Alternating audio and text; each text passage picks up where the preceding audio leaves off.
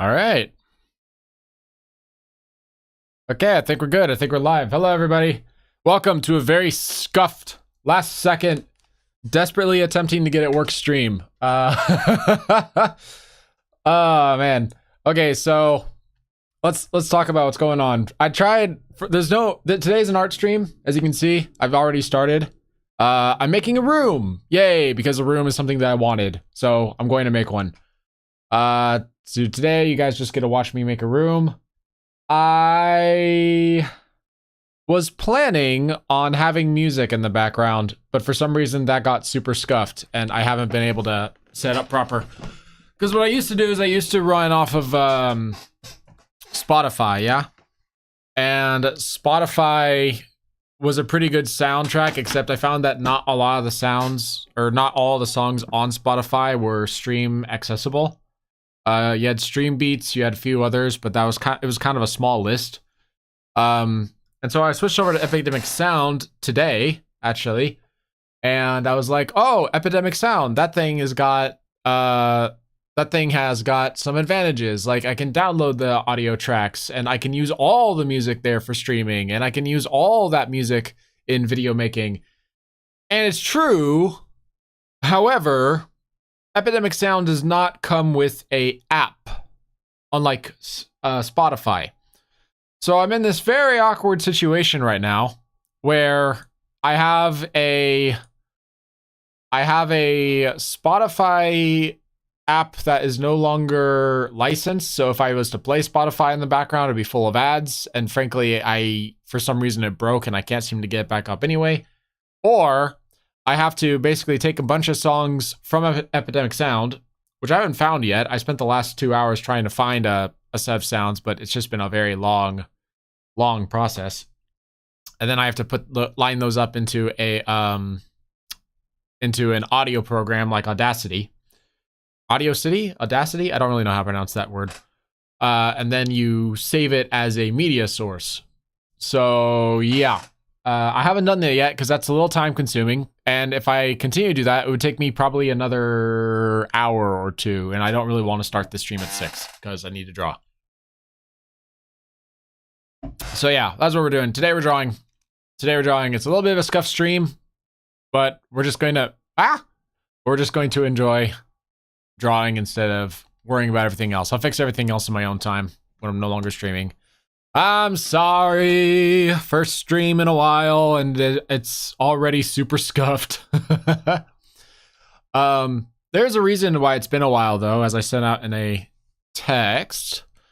Let's see, what is this? Container thing. The thing in the back. So you should be back here. And then we'll go window. There is a reason why it's been so long. The weather around here has been horrendous for streaming. The weather around here has been well above and beyond like 100 degrees. And that really sucks because not only does this room get like super hot, but the computer also gets super hot. And so it's not a great situation for the computer. It's not a great situation for me, who has to sit in a 90 plus degree room because I have so many computers running that, like, even if let me get rid of these. Even if I sit in here after having the air conditioning on, the computers act as little heaters. So the room that I record in is always 10 degrees hotter than the rest of the house. And as you can imagine, that's pretty freaking miserable when you're when you have to sit here for several hours. You're basically just a pool of sweat in my chair. But also, it's not just limited to being a pool of sweat. I have this at the wrong size, dang it.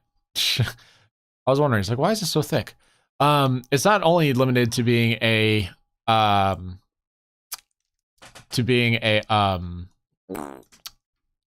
come on, brain, work. You can draw and think at the same time, can't you? No. There we go. I have to get in the habit of putting this the correct direction. Come on. There we go. That's what I wanted.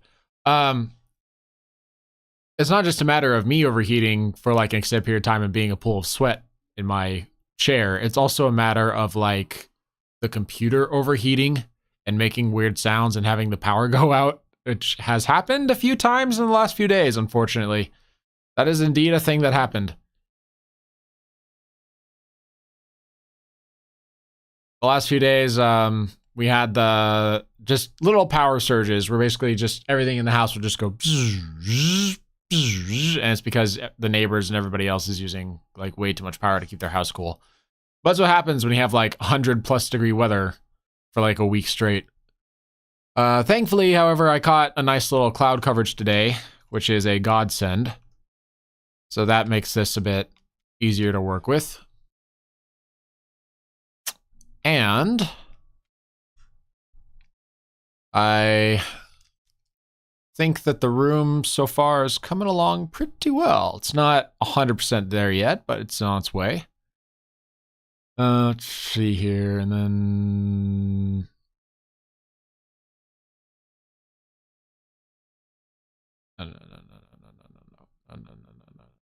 No. Stop. Stop. Where are my vanishing points? Okay, so you're on the flat line. You're going towards that vanishing point. Good. Where are you? Did I make a mistake? Are you on the right path or are you not? You are here. I mean, it's on a horizon line, so for all I know, could be doing both.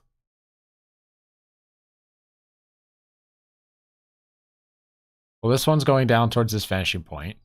I know that. This one...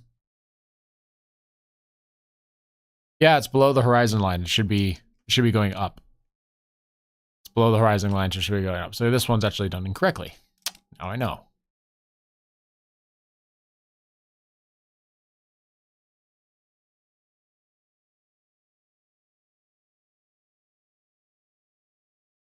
That's sloppy, but we can fix it.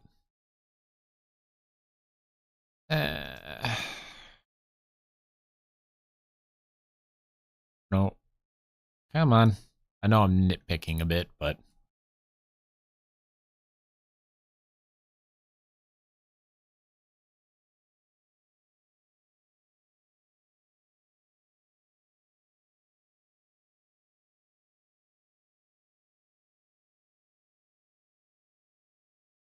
There we go. That's what I wanted. I knew it looked wrong.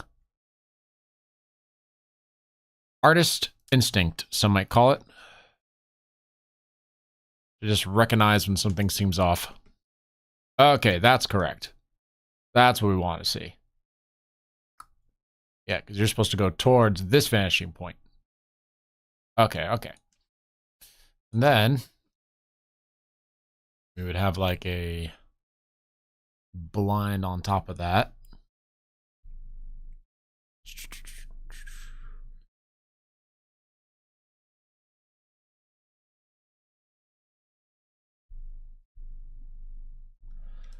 I want to curve it inward or outward? Outward. It's too small right now.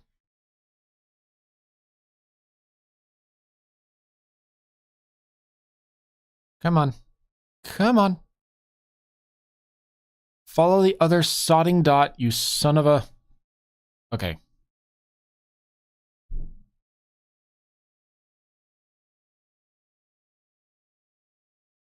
Okay, that one goes down, but we want to go up.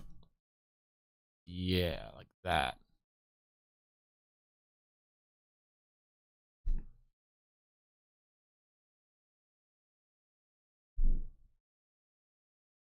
Other direction.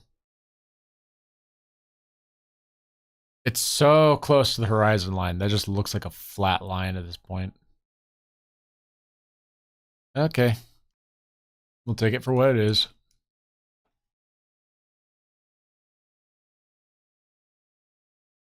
Oops. This might be easier if I don't use the pen. Oh yeah, that's cleaner. Okay. We have it like this. And then... Whoop. Like that. Okay. And then...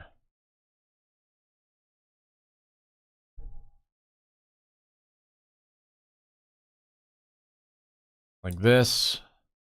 Then from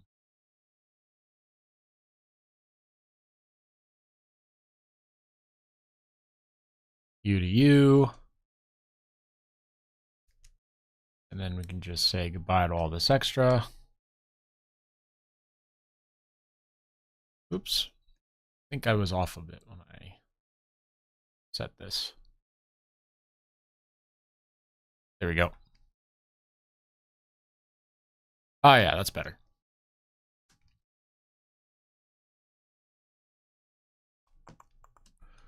Let's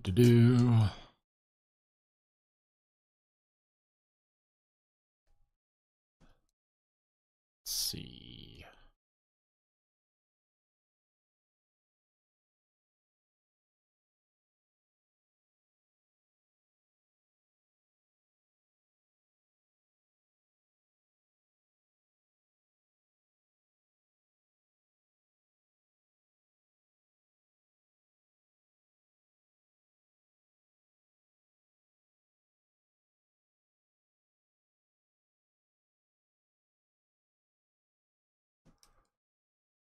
And get rid of that little tiny bit.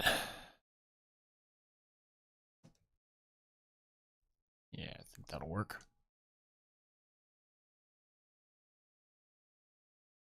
Ah, and then this goes down like so.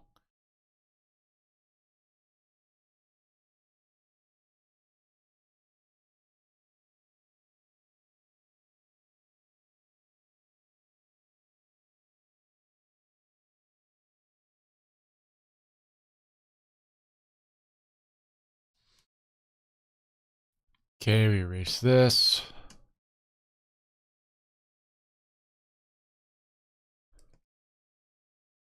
You need to go higher.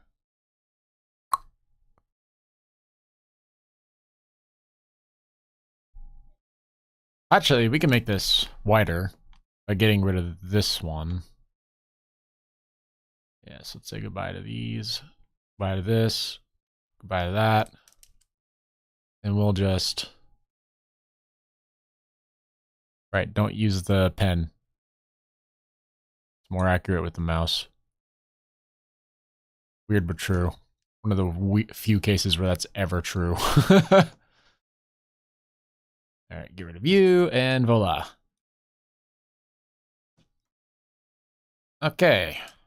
Window POL looks good, I think. Let's zoom out. Do I want to make the window bigger, or is that big enough? Let's look at my reference images. You're not the reference page. Where's the reference page? What do I do with you? You're not it. I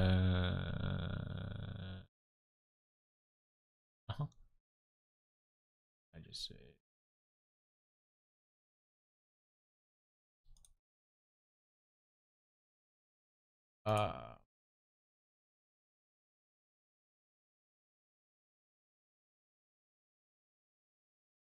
Let's see. Is this a good window size? Do I think?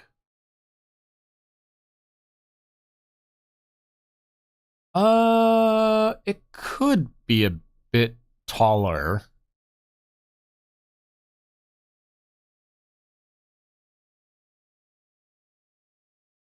If I was to lift that.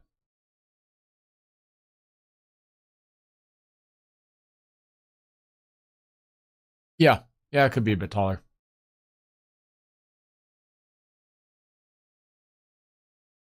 Well, it's not too bad. We assume the head position about here, then the window we're looking at is kind of smallish. So here's the table. Here's all the stuff on the table. Here's the character at the table. If he walks to the back of the room, and we have proportion size, oops, then his head's about here. Looking out the window, it's a few heads wide. That window is smaller than his wingspan. Okay. I've twisted my own arm. I'll make it a bit bigger. I'll make it a bit bigger.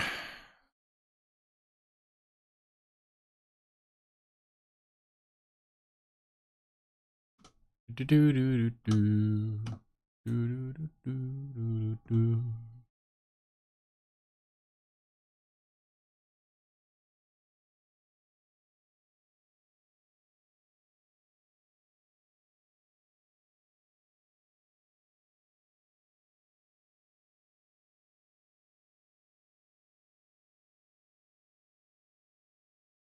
Into something that more or less follows the line, so a bit more there, and maybe a bit lower as well.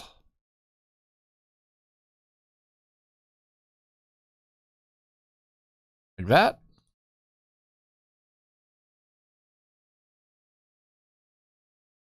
Yeah, that doesn't look half bad in terms of size.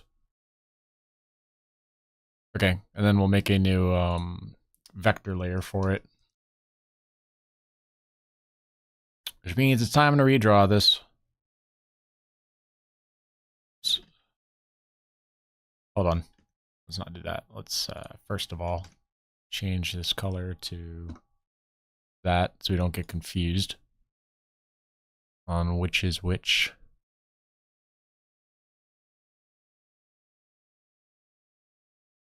Oops. There we go.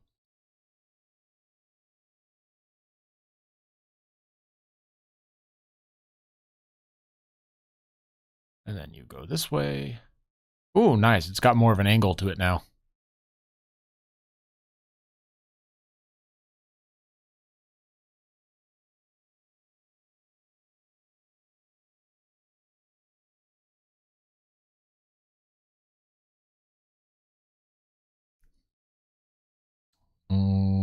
Which means that we can curve inward now instead of outward.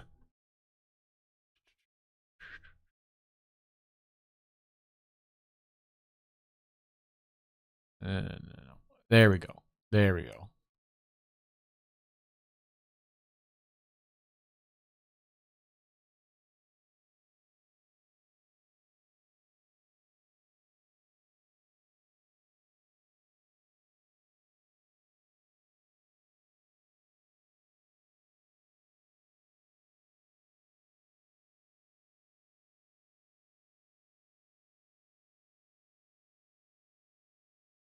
No? No, that's too big. Let's go for... yeah, this size.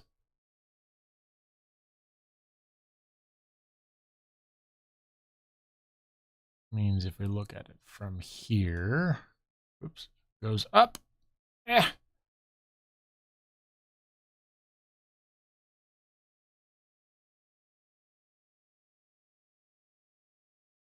Okay. That works, I guess. Which means that this comes from you right here. And then we're going up. There we go. Excellent. Okay. I'll just take my eraser tool, which I will shrink a bit. Oop, oop, oop. Oop, oop. Oop, oop. Oop. Get rid of that. Get rid of this and that. And that little sucker sticking out in the end.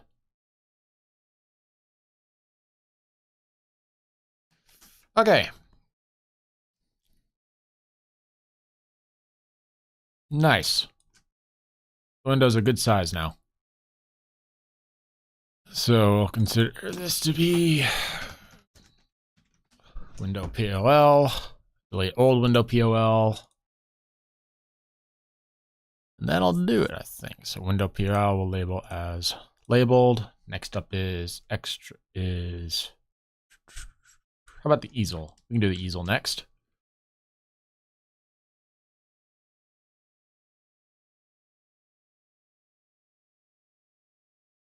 Oops.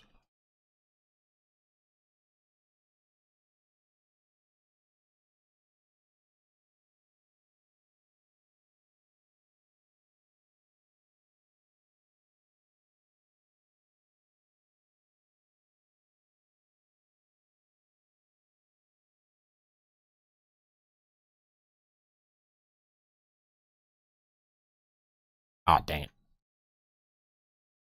Yeah, that may be better to... Okay. And then...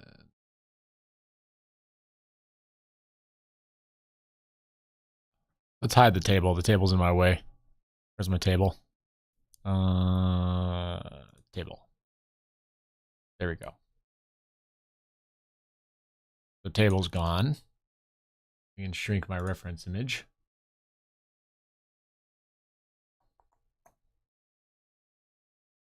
Zoop.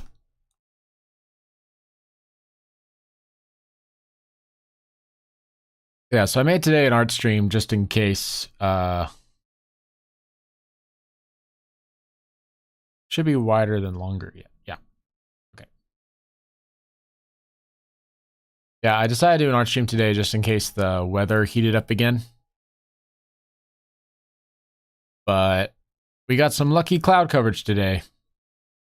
So I can stream without concern. Although I do have to... I will be keeping the door open just to make sure that I don't overheat by accident. Because that would be unpleasant. Nice. All right. So now we got to do it again. Grab me handy dandy pin tool. Oops.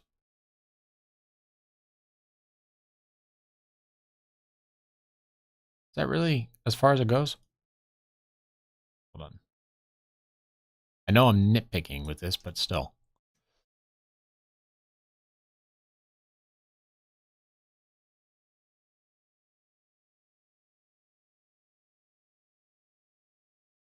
Okay, nice. We got one leg set up. So that's one leg. And then let's see. From about here, I'd say. Oop! Nope. Pen tool.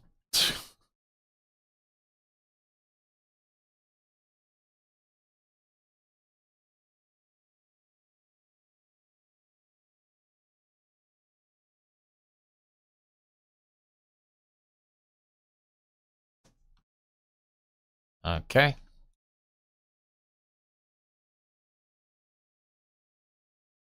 And then... Hang on, what does the back of an easel look like again? I actually have an easel in this room somewhere. It's just in storage. Ah,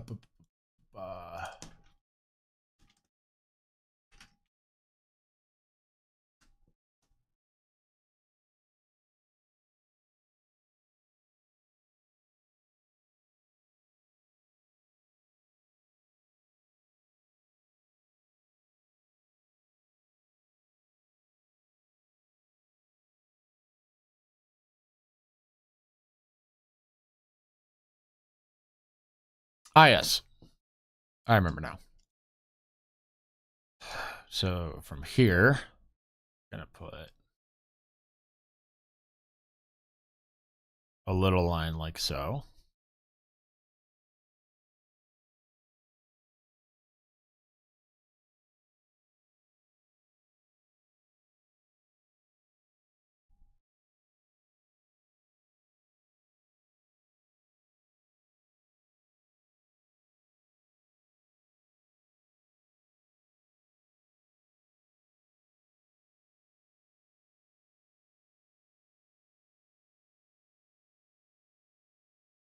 Something's wrong.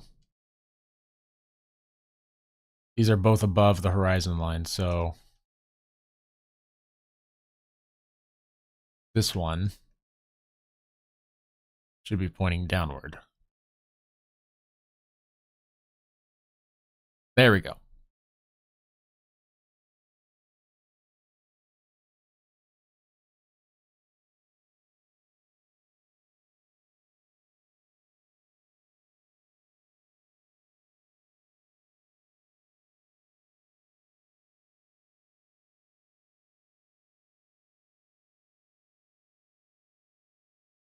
And then we're not actually going to see it, so I don't think I need to finish that part.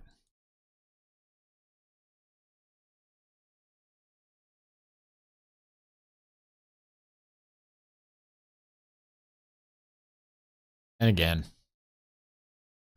I have to use the red tool.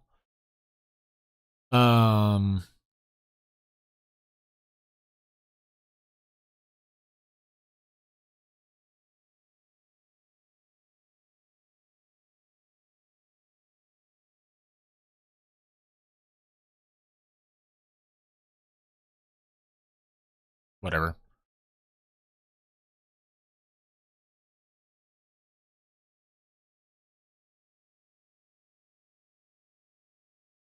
And then we'll turn off perspective ruler for a moment. I just want to go shift. Oop.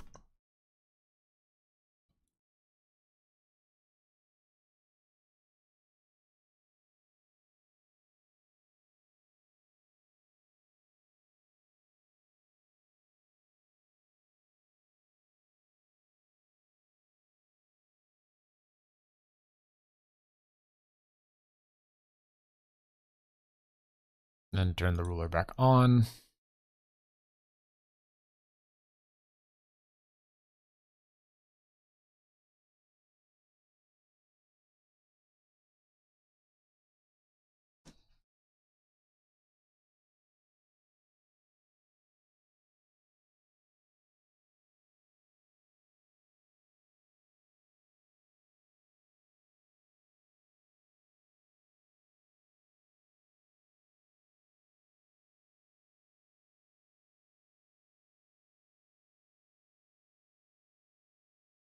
Well, we're not going to see it, so I don't care. Goodbye. Oh, come back. Goodbye. And then, actually, well, I'll tell you what.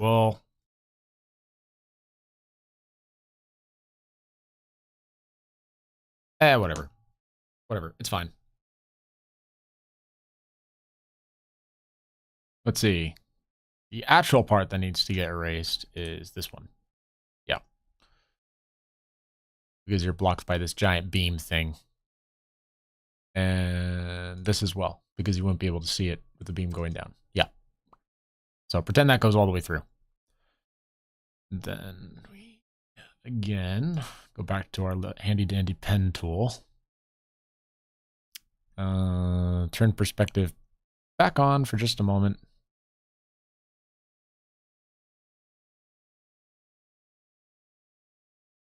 Okay.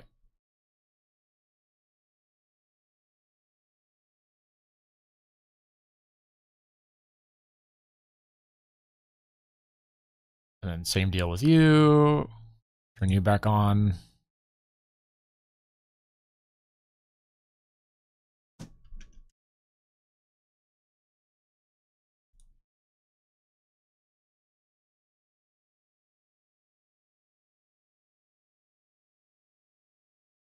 And then turn you off.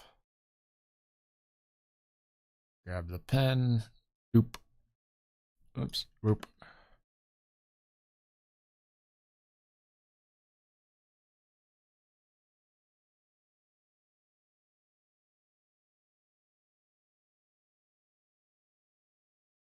Uh-huh.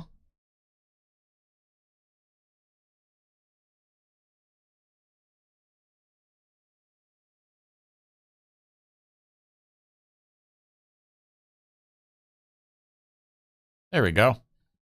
Lovely's will work. And then that doesn't matter. We don't need to develop it because it's not going to show when we put the rest on. So we can go to Canvas POL. And we can turn you back on.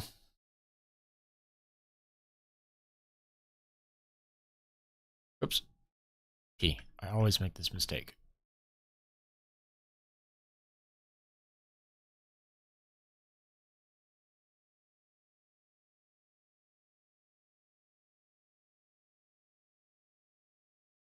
And then you go down here. And then you here, like, well, actually, it's probably easier if I do it from the bottom. Whoop. There we go.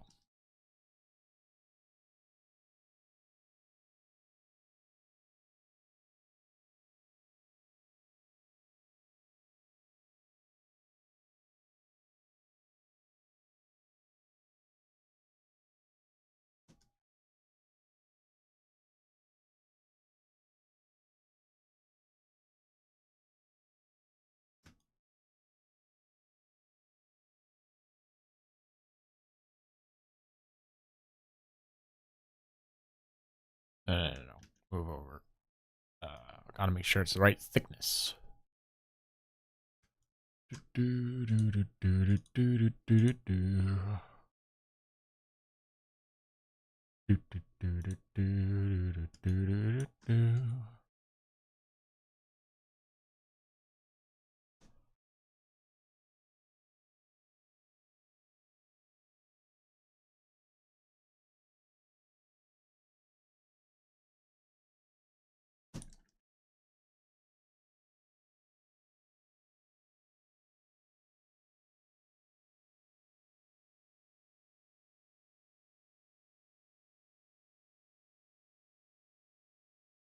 Ah!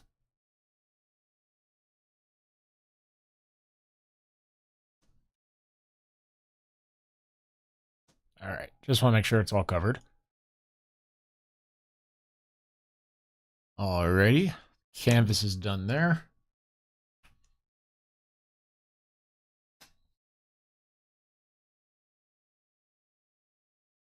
Which means we can go back to the other layer. I'm going to put the canvas as done. Easel. And we're just going to erase all the various parts that aren't going to show up.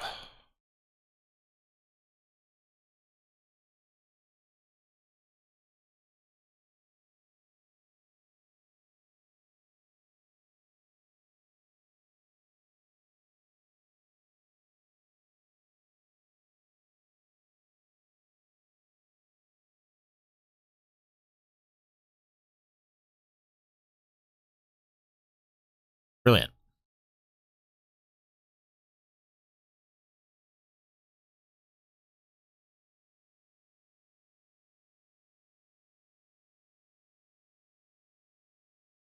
And same with the window. Window does not need this line here or here because this blocks it, of course.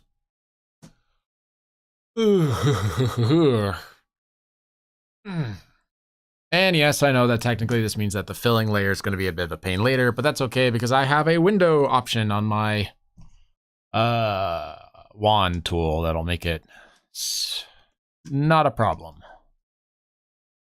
And then let's see.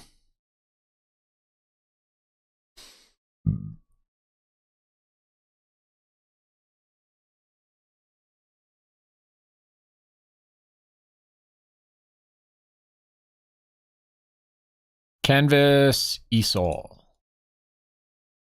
The next thing we need to do is get the easel's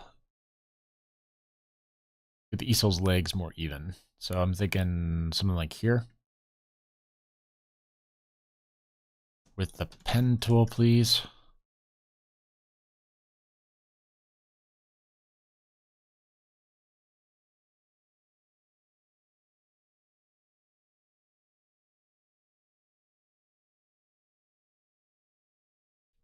Okay, and that's all I need for that. And the other side, much the same thing.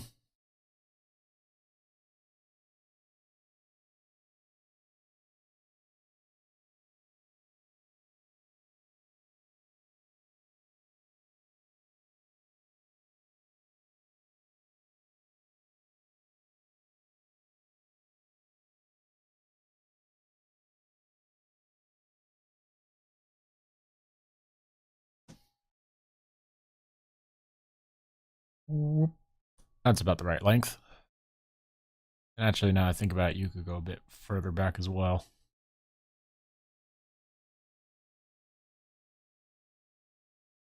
Okay, am I happy with these feet? Yeah, I'd say so. Okay, so this means that we can turn off once again respective ruler because we're going to break the rules a bit.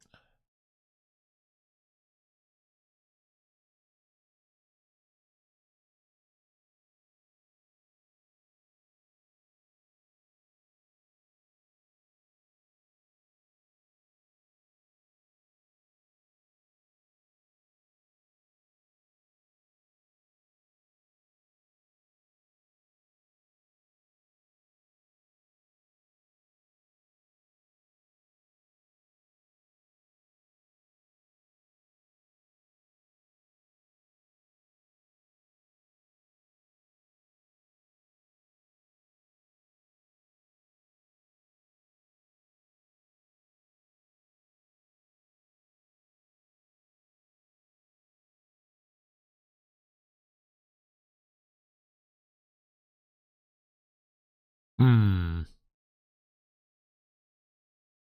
You know, looking back at this, I kind of want to drop that a bit. Doop. Boop, boop, boop.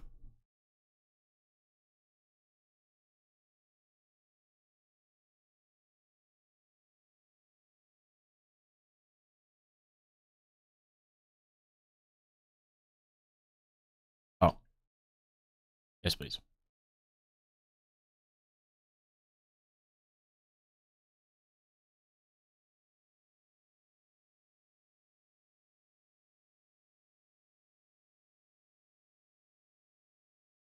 Ah, close.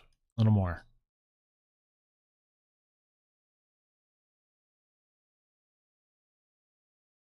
Yeah, a little more.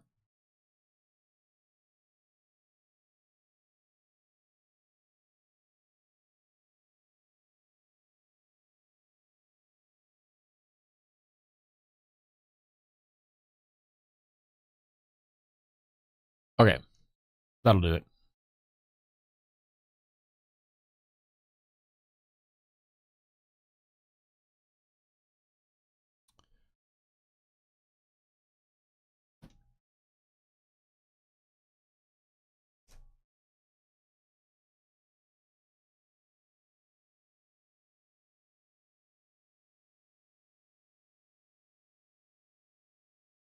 No.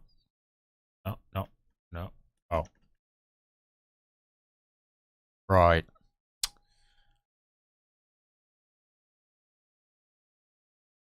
We're guesstimating.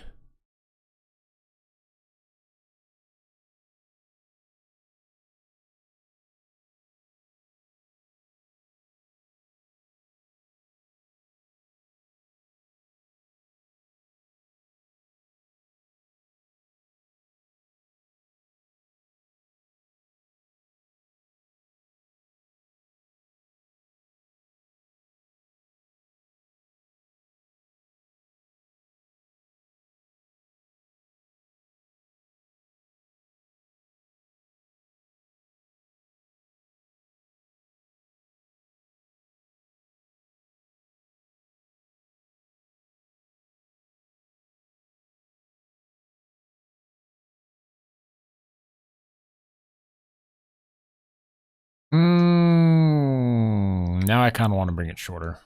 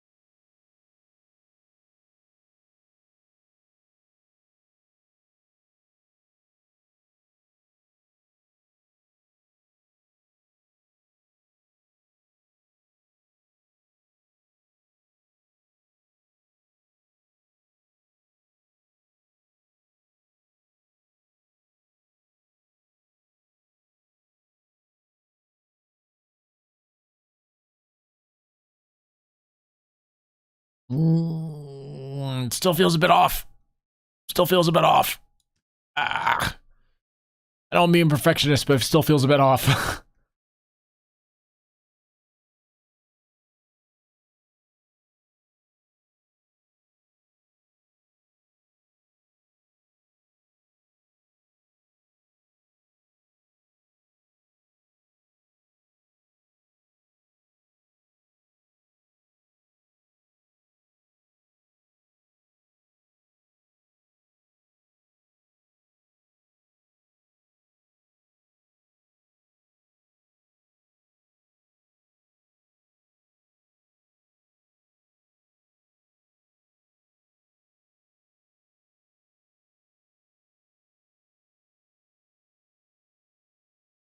You know what? Better.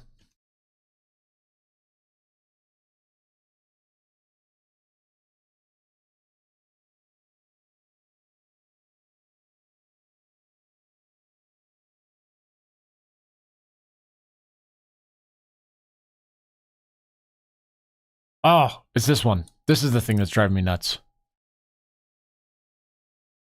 I want to push it out a bit more. Got it. Okay, so same place, just needs to be pushed out more. No problem. Turn you back on. About there. And about here. Got it. And so we erase you, and you, and you.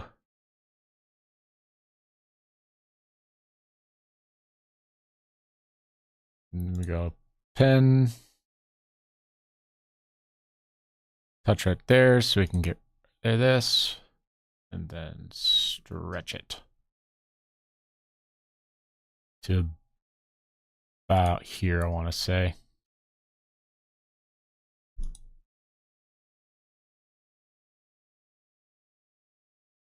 Now it's out too far.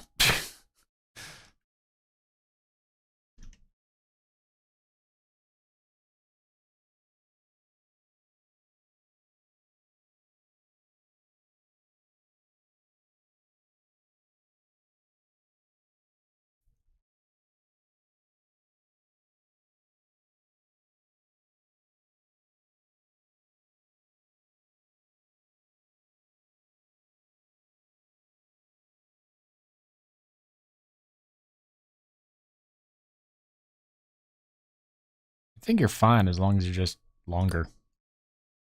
And then we go back to this. And then I just say, hey, extend it.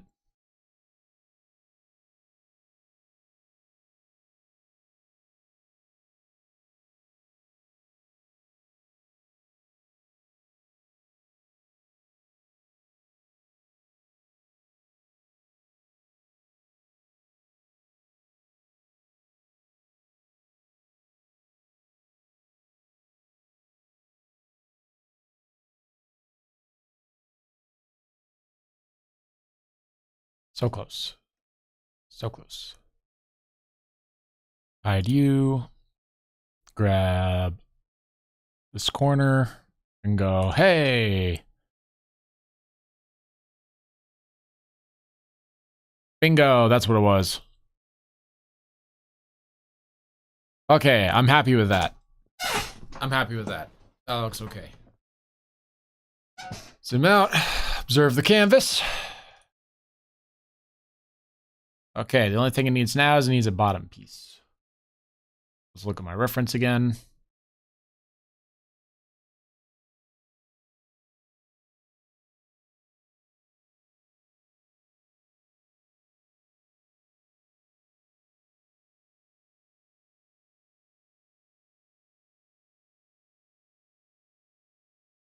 Turn you back on.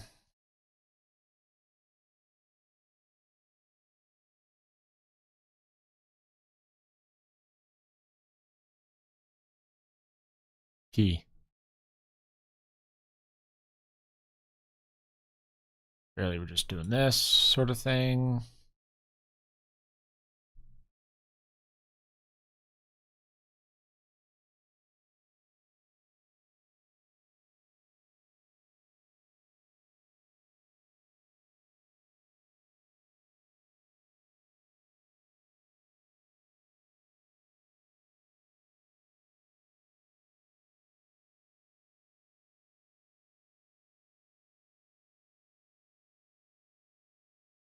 Hide these leg parts. Like that. Move those.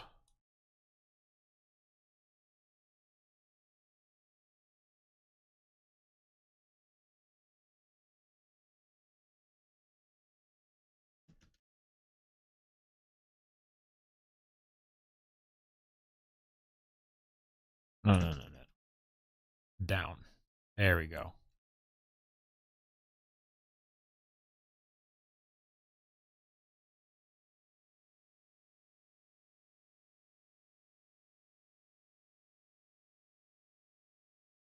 Oops.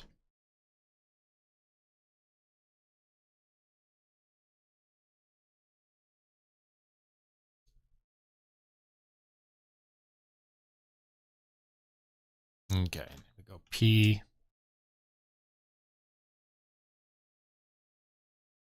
Push it back like so. Push it back like so.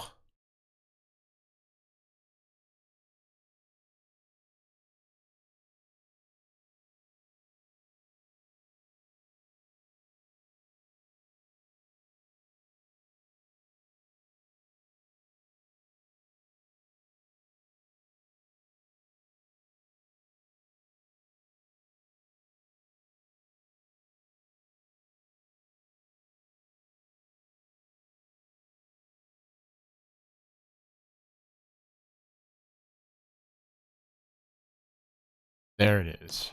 Not bad. The only thing I think here is this should extend more this way. So, oops. So out to like here.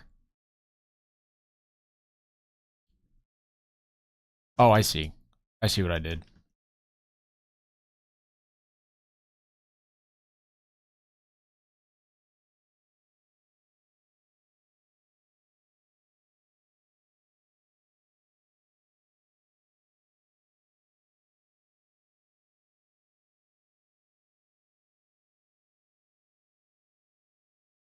And then let's also make this a bit taller as well.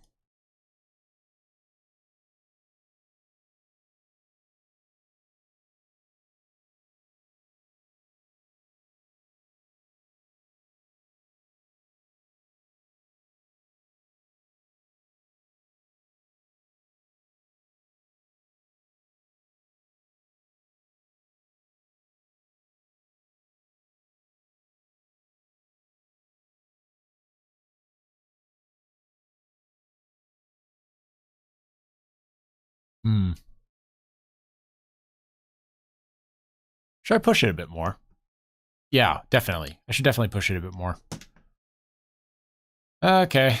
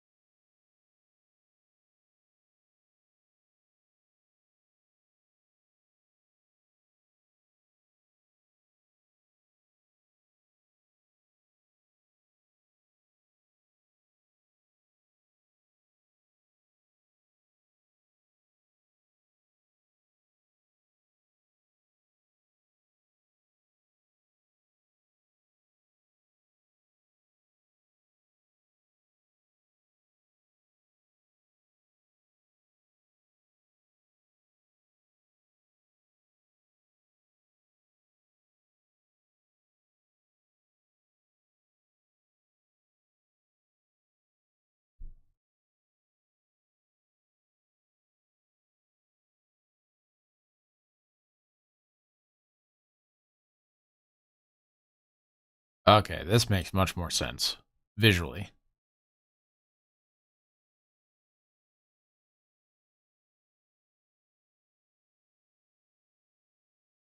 And I'll go boop.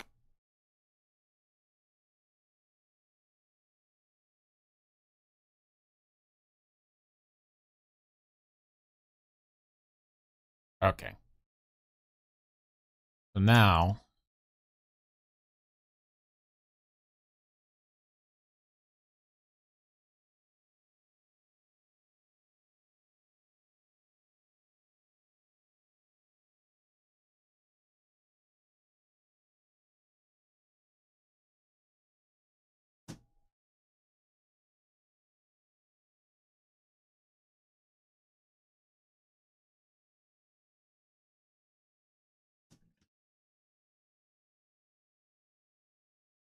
something about this just doesn't sit right.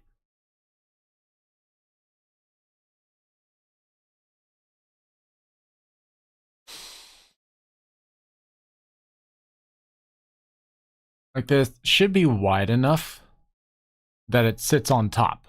Yeah?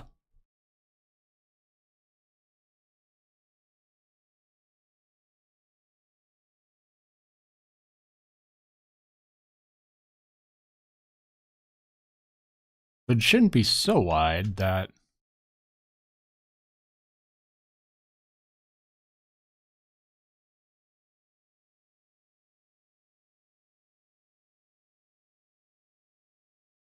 it just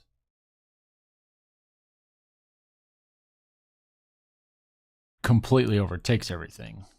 Like this.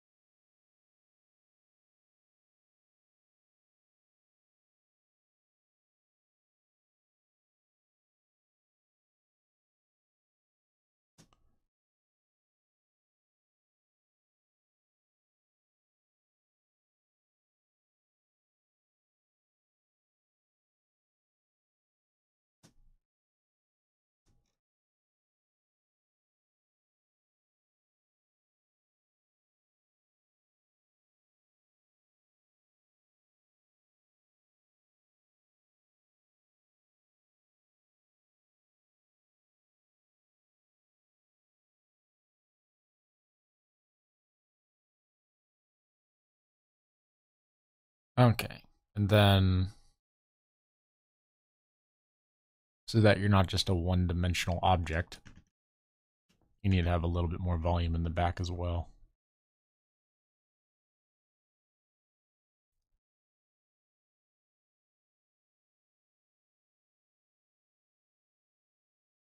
Get rid of you and you.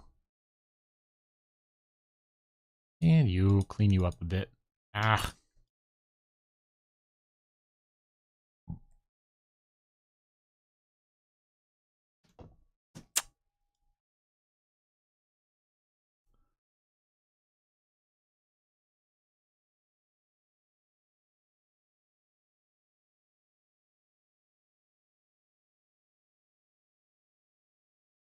There we go. No one will tell.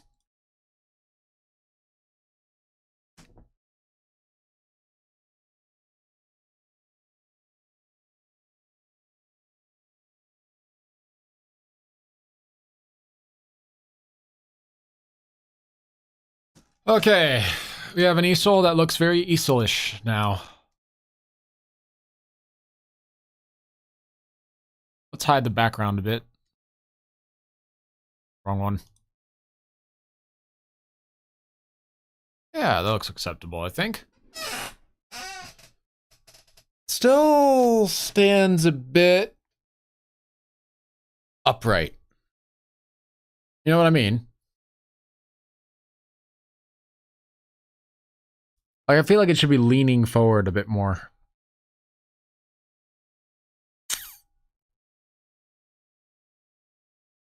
Okay. Yeah, let's do that. We're going to take the easel and the canvas, and we're gonna merge the layers. And I just want to grab it, transform. Just want to rotate you slightly so that you're sticking out some. Let's no. Let's use you as a reference so I don't lose track of you.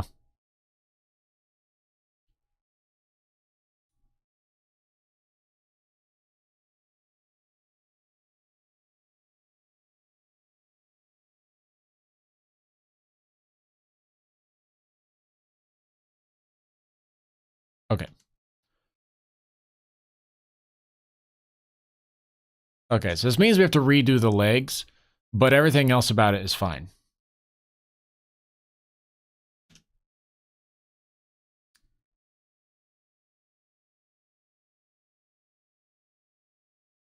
So, okay, so let's,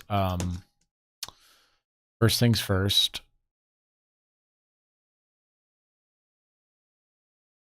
Put in this. I'm just going to mark the locations where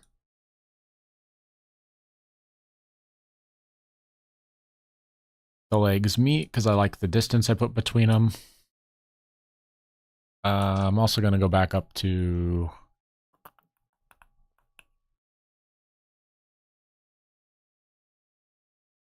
Yeah, on second thought, taking this and making this disappear is a bad idea. Let's go to window and just fix this real quick. Oops, easy. There we go. Fixed. If it really bothers me, I could just hide the window for a bit. Let's go back to easel. We're going to erase these.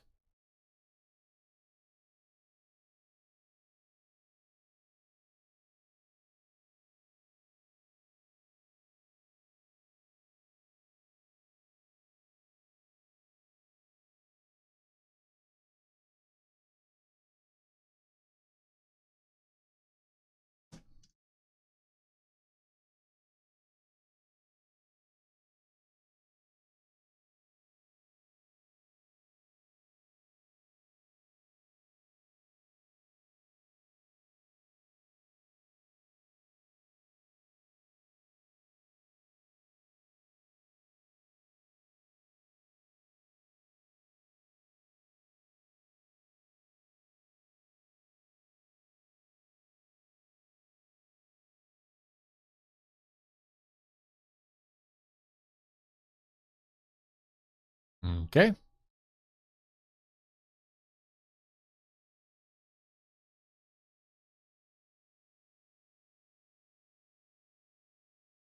And then turn that off. And go from here to here.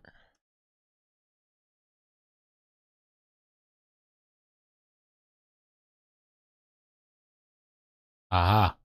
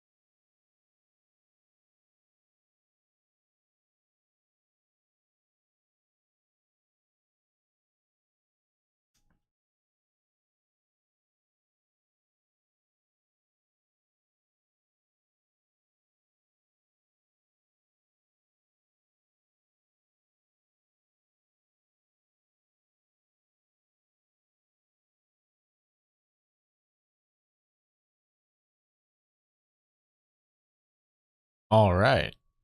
Um,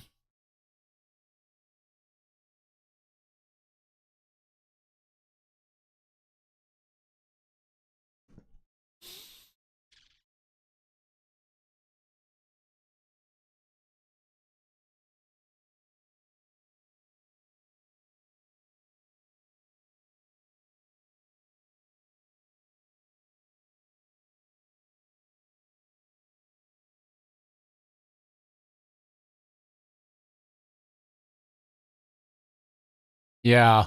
It looks a little weird because it's leaning, but it's supposed to. It's an easel. So like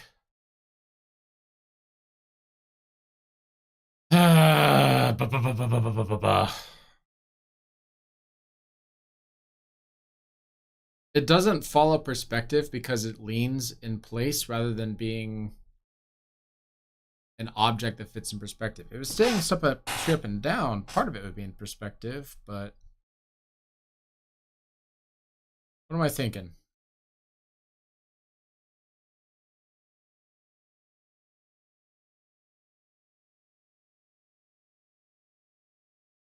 Does a leaning object that isn't straight up and down also follow perspective?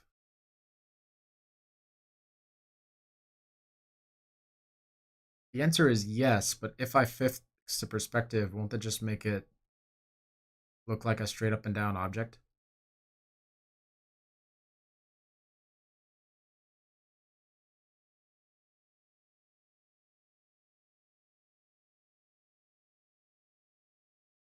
I've confused myself. Um,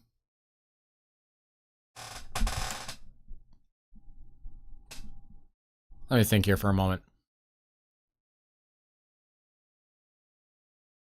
Let me think here for a moment.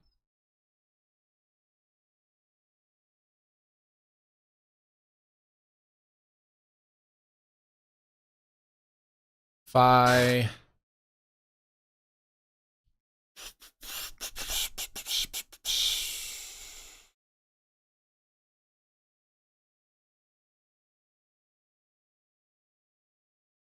so straight up and down would be like one of these boxes, and they follow perspective with the vanishing points. This followed the vanishing points, but it's tilted against the wall. The thing isn't made to be straight up and down. So if I take an object and I tilt it, do I still have the lines follow the vanishing points? I would say yes, because even if the object tilts, my camera view does not. So the canvas being a bit out of place makes sense, but I'm wondering if I should change the top a bit.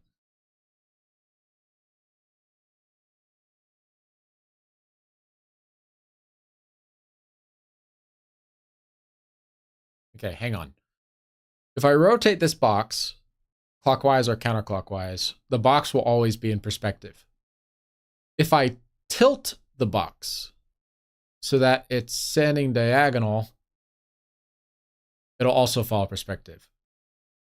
So, got it. While this isn't wrong, it still needs to follow perspective.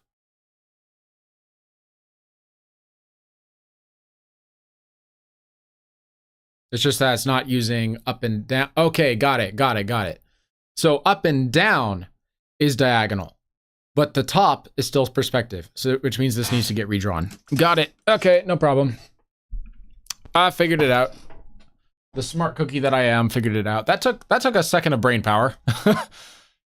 That took a second. I was like, huh. Wait. Yes, no, maybe. In that case,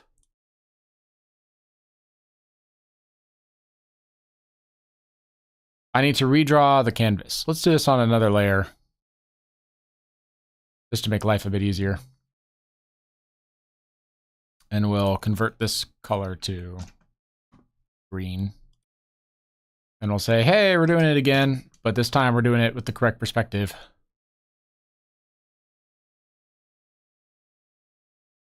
I'm using eraser.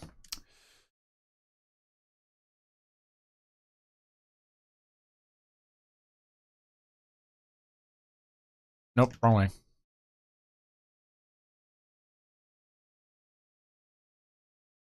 There we go.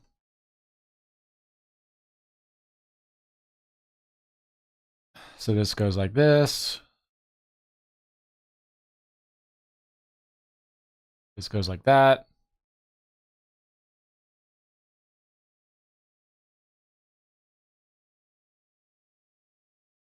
This goes like that.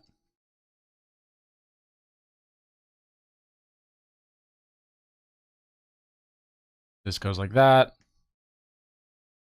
And really the only difference between these now is that I have them going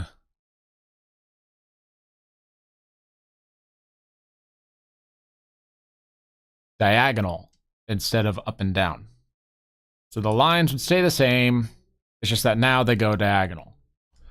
And same is true of you. So you follow like this. And then from here to here. Got it. Same rules, just diagonal lines. Okay.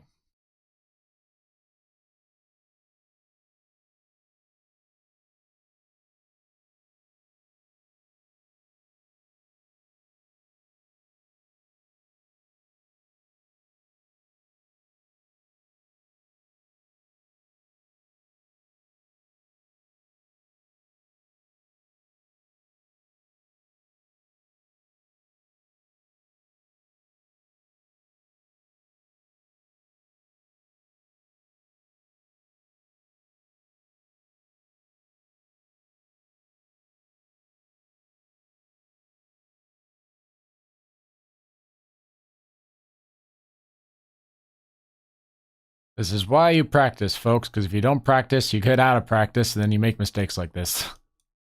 And then you have to redraw something that you already drew once, and just becomes more work for no reason. Oops. Turn you back on.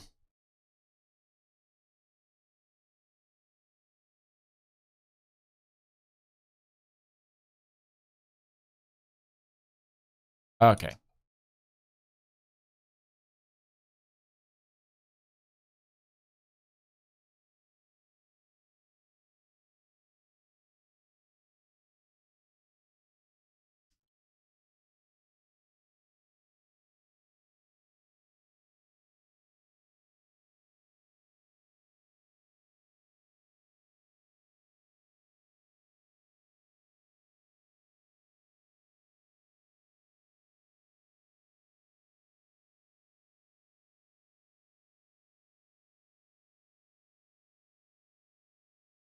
And we turn that off.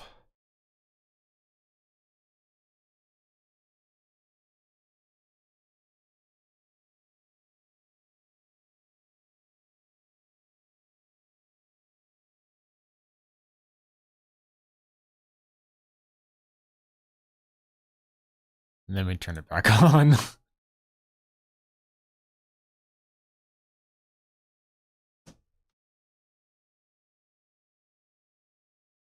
And then we turn it back off.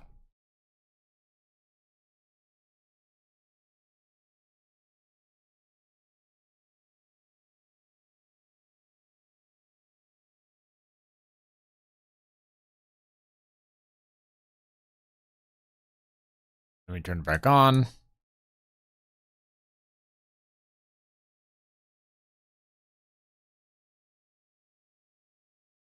Take out these two.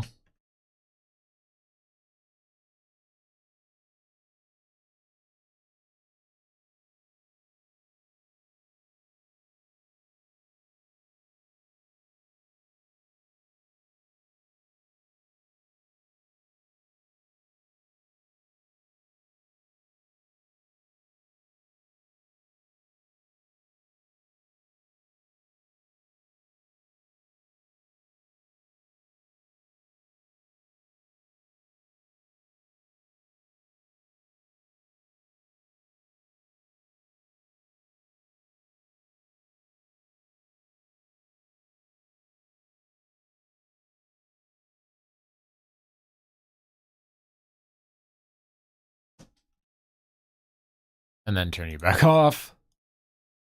Ay, ay, ay.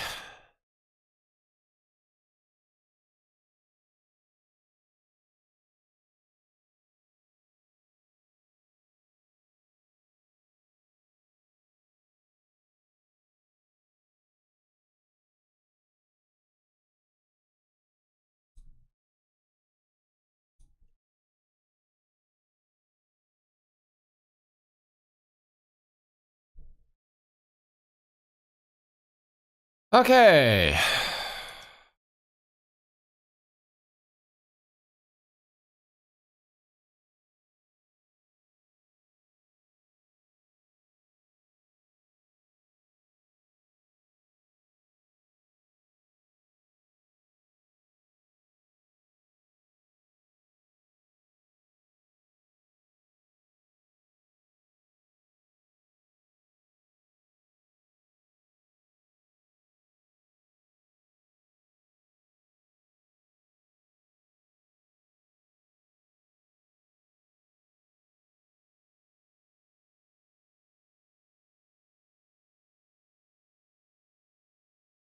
Now we're getting somewhere.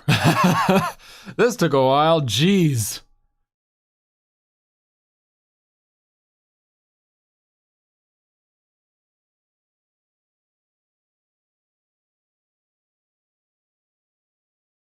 Okay, now I understand. Doesn't need straight lines, but still follows perspective on the surface level. Got it, got it, got it. I have learned my lesson.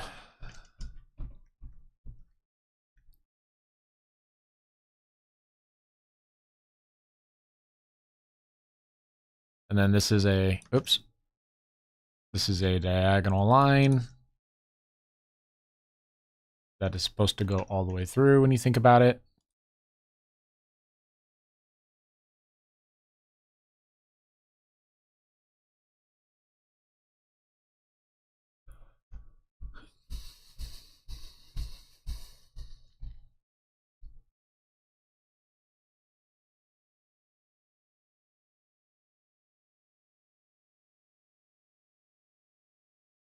We'll hold off on that. We will not hold off on this.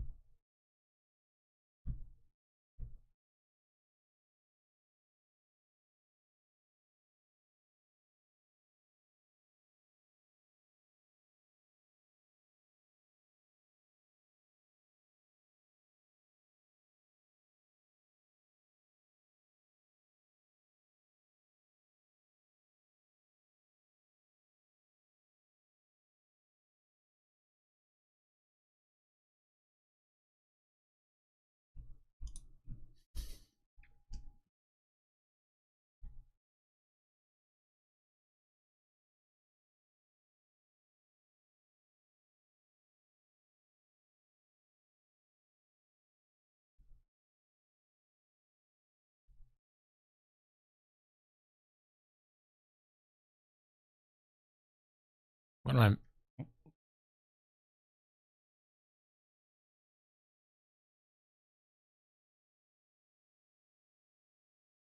Okay, no, I have no idea why this is here.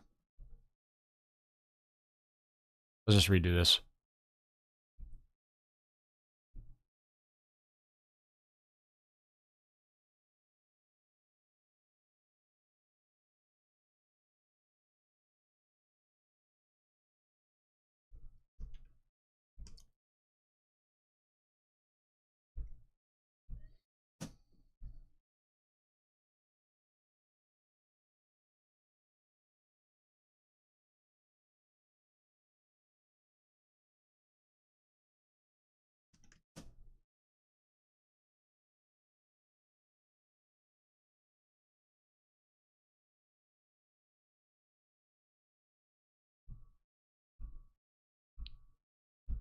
And then we turn it back on.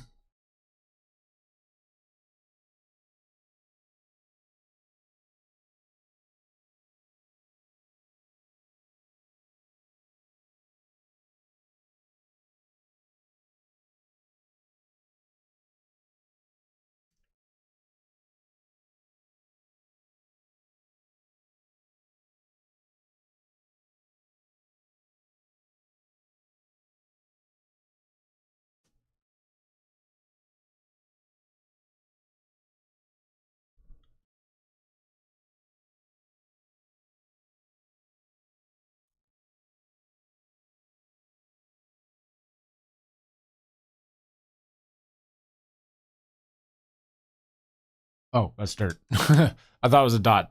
There's dirt on my screen. And then we can, I don't even know why this one was done this way.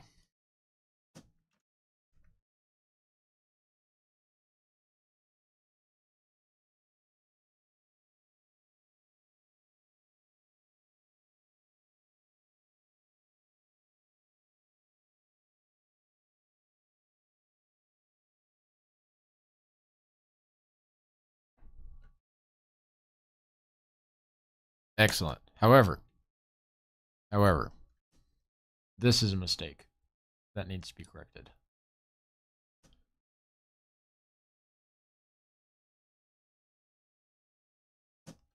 Back to this, turn this off.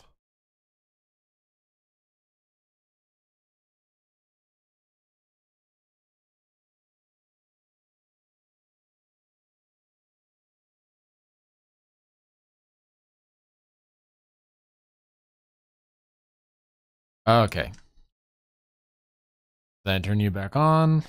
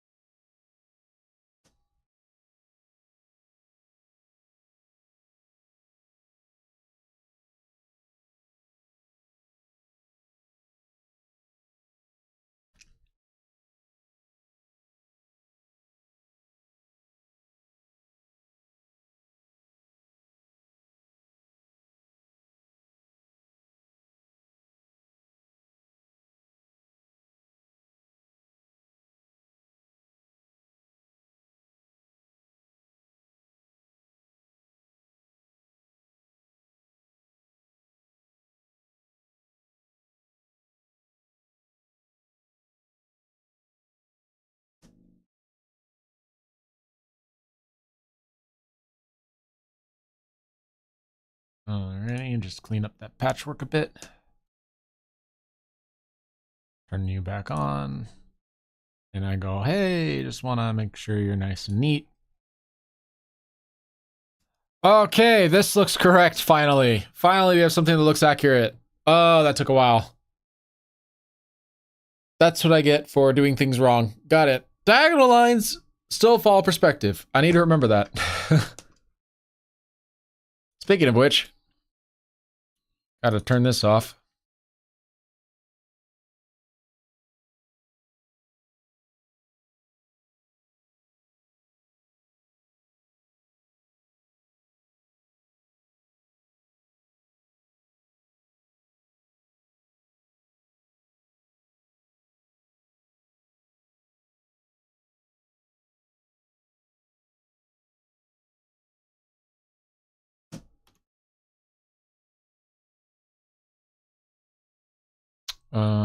Turn perspective back on.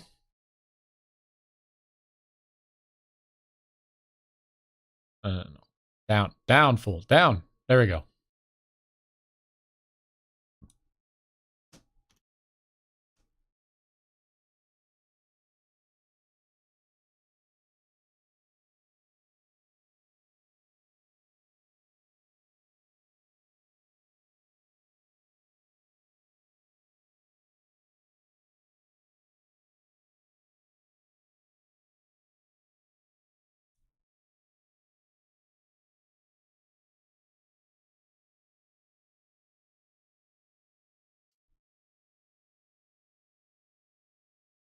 Then one last one. Turn you on.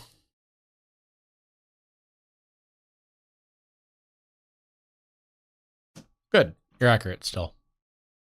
That's what I like to see.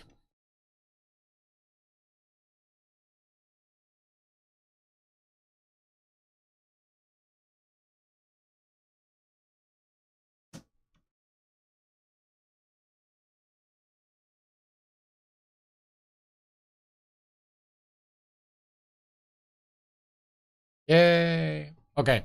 So that looks good. Next, we need to get the legs all set up. Easy peasy. Whoop. Easy there. Where am I going? Turn on perspective. Go this way. Go that way. Go this way. Go that way.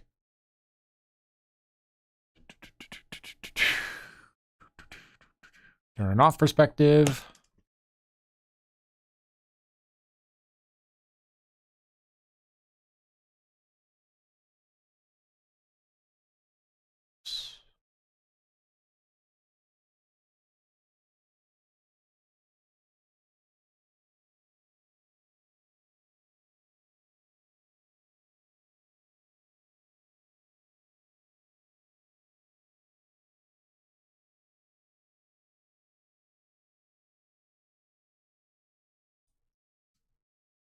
And again.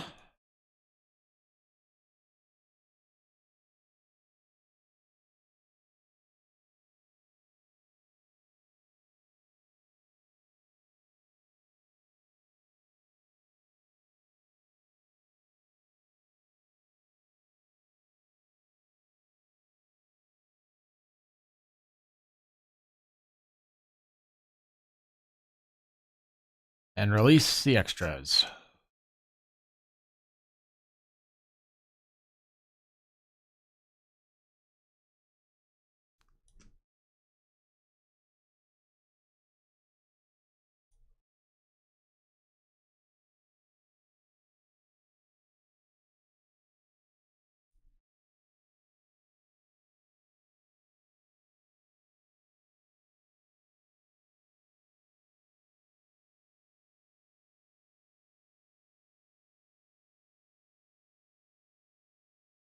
Yay, we have a working canvas that actually is perspectively accurate. Hallelujah.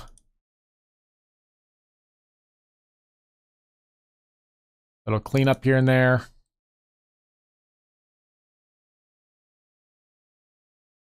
Oops.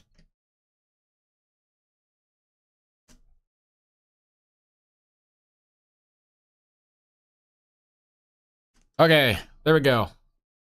Canvas complete. Or to be more accurate, the easel POL is complete. Perspective outline. Label that green, kill the old one. And then we can turn back on the rough and see what our next objective is. So we have the window done, we have the cabinet done, we have the monitor done, we have, or the TV done, we have that done, we have that done, we have that done. Next on the list is, oh, I should, before I forget,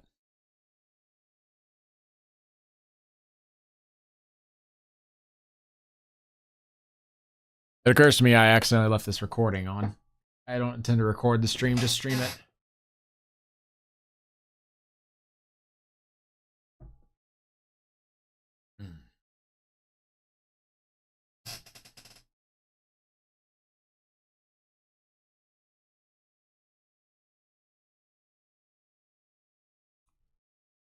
I also just realized that one of my media sources is missing. Oops.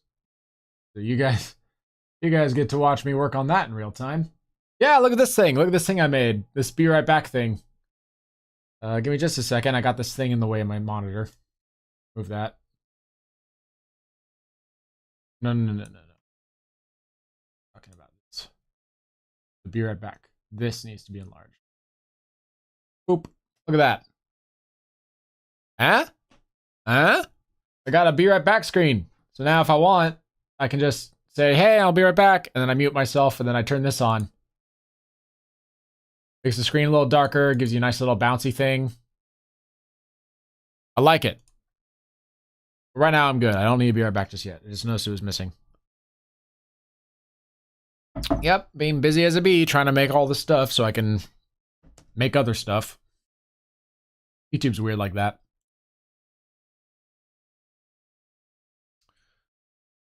All right, so now we have this set up in the way it is. Next on our list is the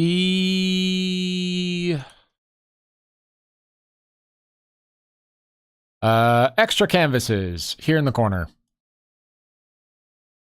Sounds swell. So let's begin by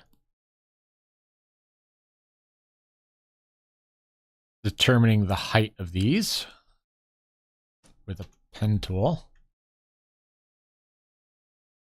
That's about this tall. Fairly long. Actually, I think it's a bit longer. Let me turn this off for a moment. Let's see. We'll make a new layer just for now.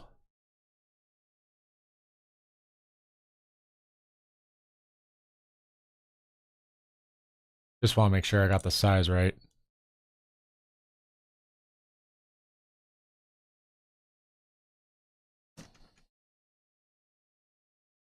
So it's leaning against the wall, yeah? So like here? It'd be about this big? Okay. So we're going to go...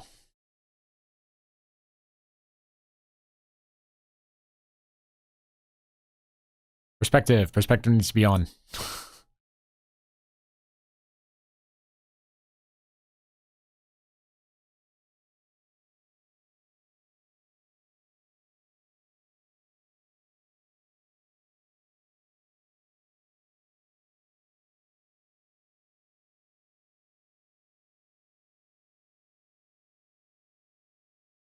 Oops. All right, that'll work. And then we turn this off and we say, hey, give us some length, please. And how big is this thing width-wise? About that wide. It'd be about that wide. And then because it's closer, the image would actually be a little longer. So whoop, like that.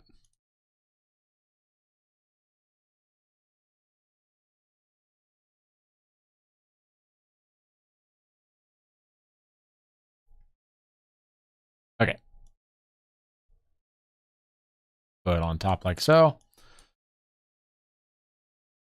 And then we'll duplicate the layer, drop it down below.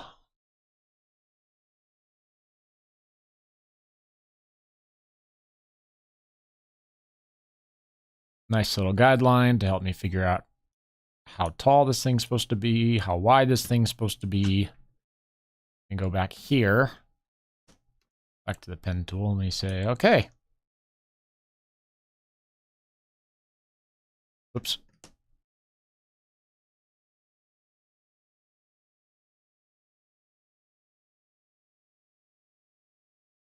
Okay, and the rest I can guesstimate.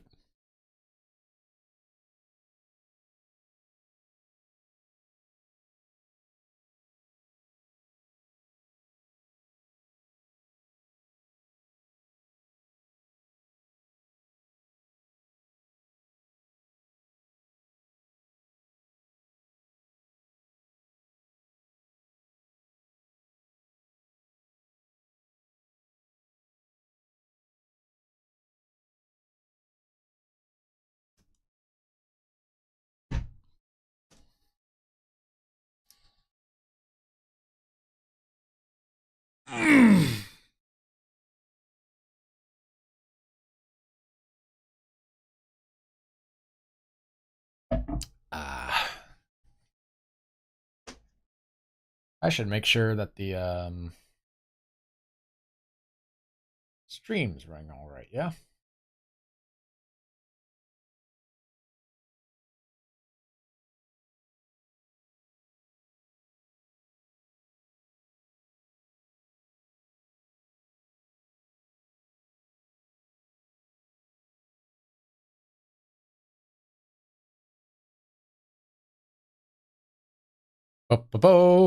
Testing stuff. Why are my eyes closed?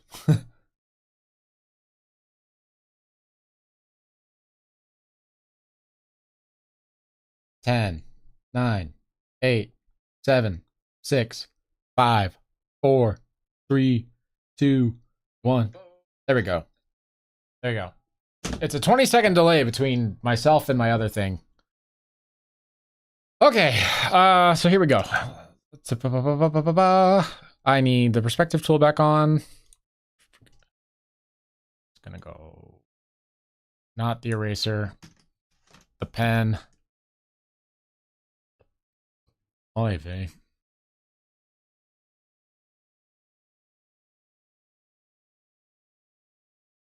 No.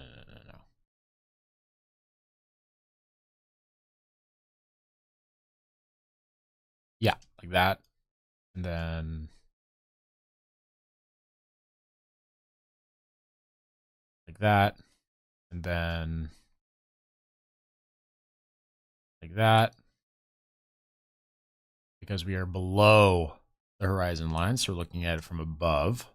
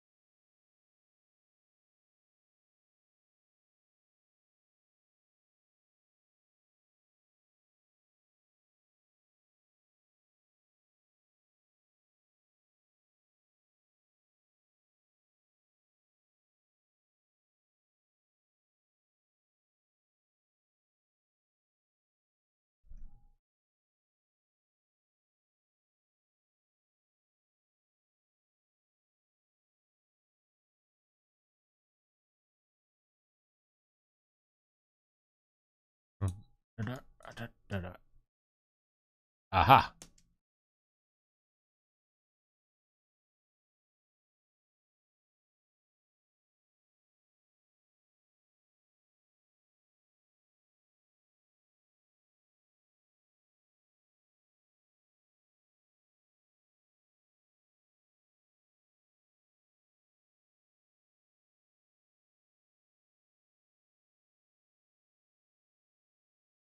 Okay, what bothers me about this one?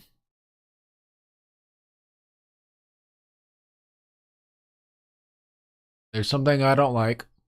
I don't know what it is. Give me a second. My artist eyes and brain will figure it out.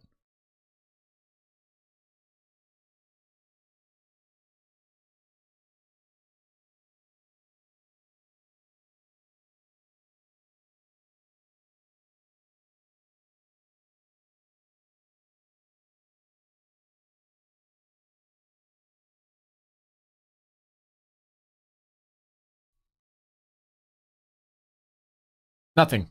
There's nothing wrong. The only reason why it feels weird is because it's at a steeper angle than this one. Okay.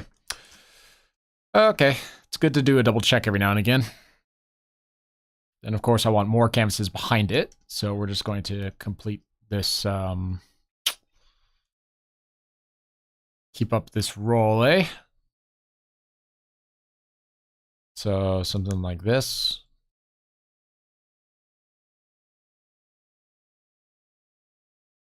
Actually, I bet it would come out like this. So it'll come out a little more, whoops. Still at an angle, just not at as steep of an angle, and not super high on the thing. Right? And then we activate perspective. And then this goes like this.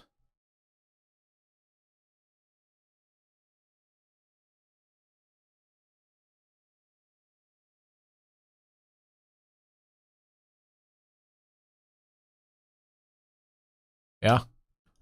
Then I'm eyeballing it from here. There's no accurate measurement I can work with, really.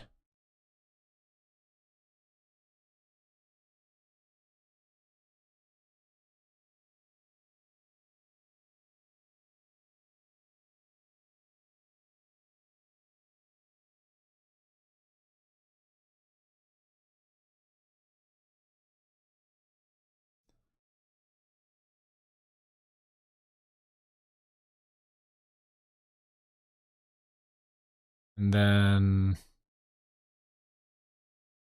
perspective goes back on. This goes back this way. This goes back this way. This goes back this way. Take out that. Grab this. Through here.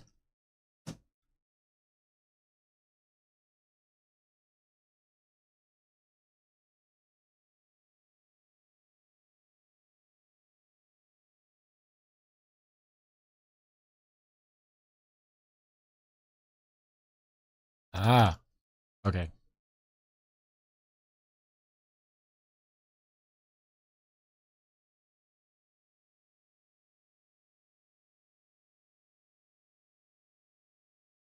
That's about right.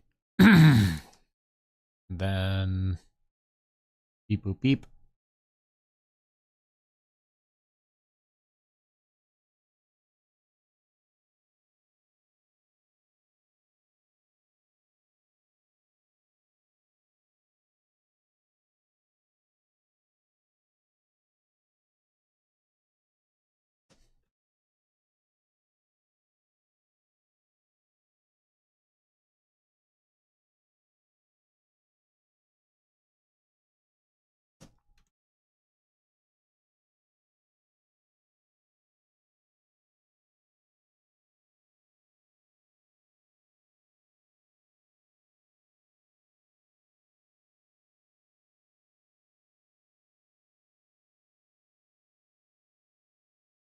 Nice. Spare canvases on the floor.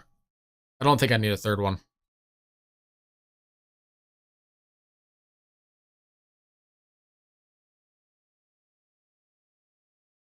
Yeah, just those two look fine. Okay. Label that one green. The POL is complete. Which means my next one on here is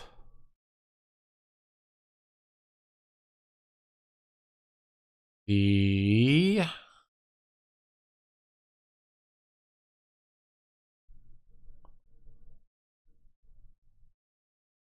cabinet. Because why not?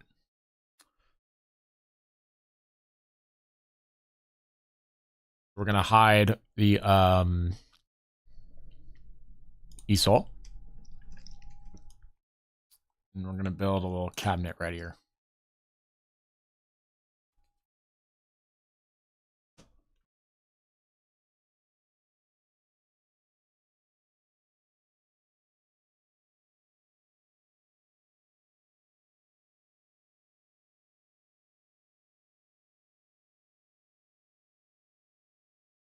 Do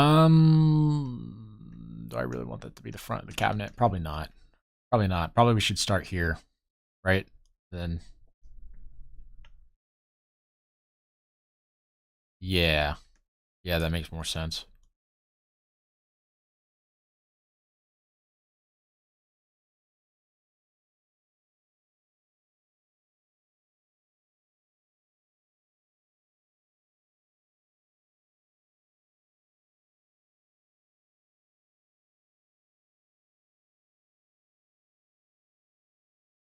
Okay, so this is the far right side of the cabinet.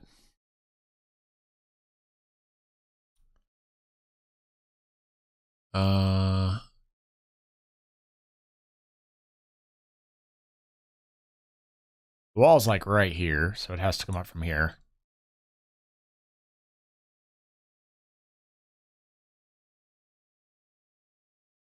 Or does it?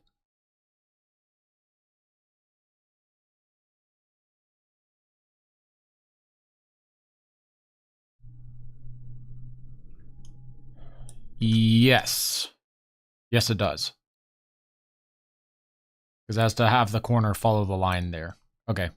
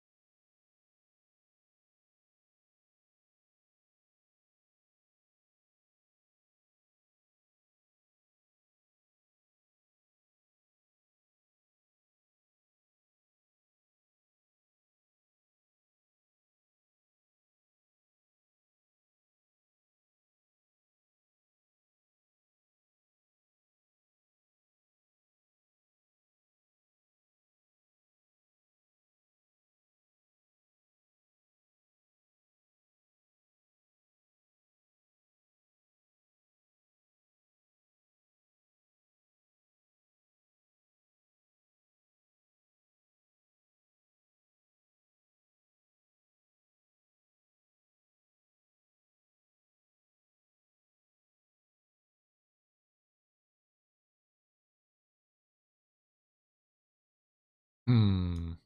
Hmm.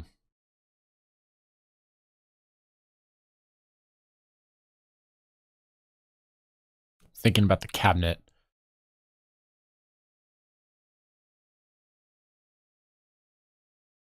How far could we get?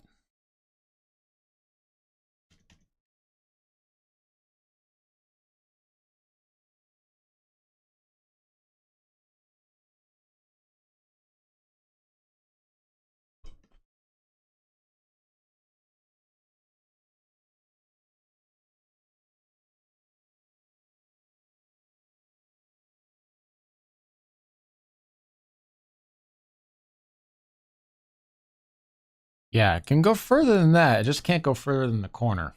So, because it goes past the corner, then it'd be clipping into the object. So let's hide the easel. Get rid of this one. Okay, then we can go up. This is getting kind of convoluted. Then we can go up. Like so.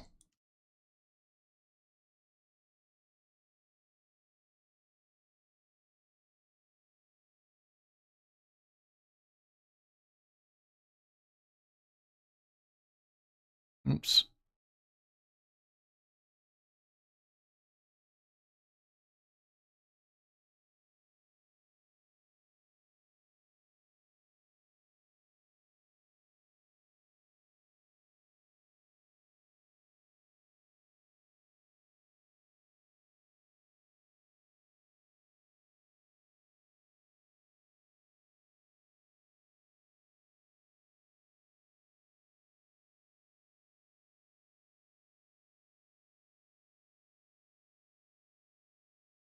Let's see.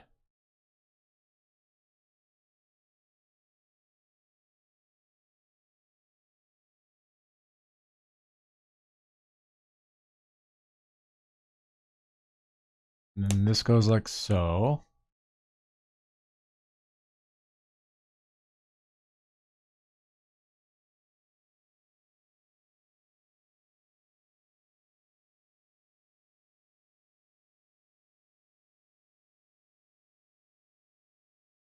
And then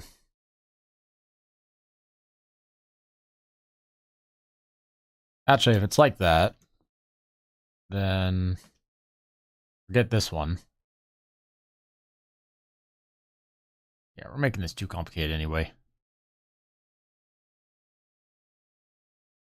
Also, let's hide the box. Fridge, go away.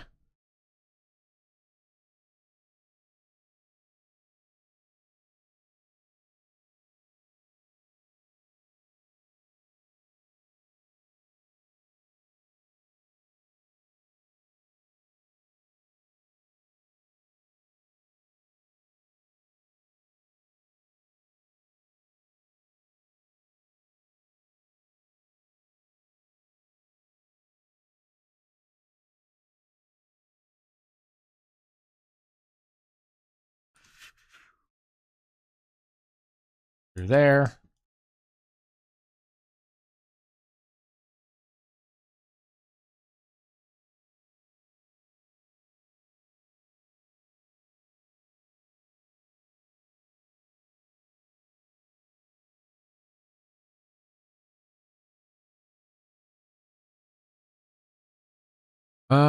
Okay.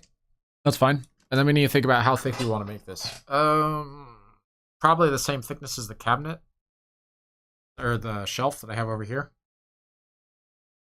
So, fairly thick.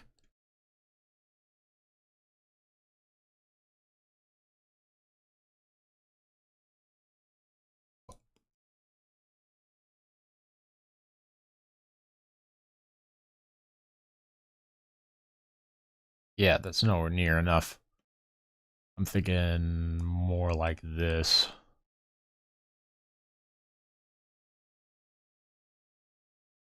But I don't want it to be so big that it blocks the fridge.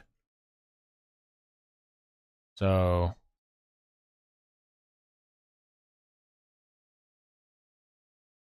maybe I hold back a bit and make it smaller.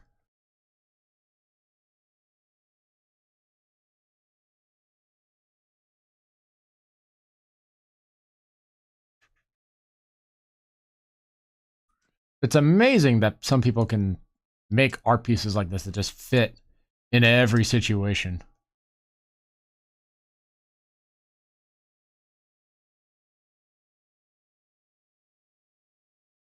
Let's see, this is how big it would be.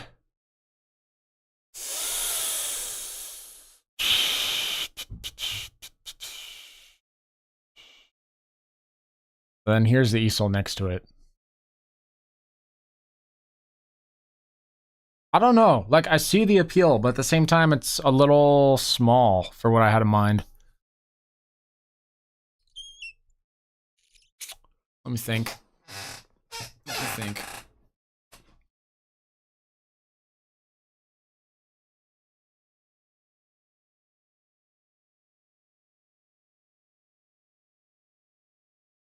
Because the initial idea was that more of it was going to hide behind the easel. But leaning up against the wall here, I can see that it's going to take a bit more space if I want to make it a larger object.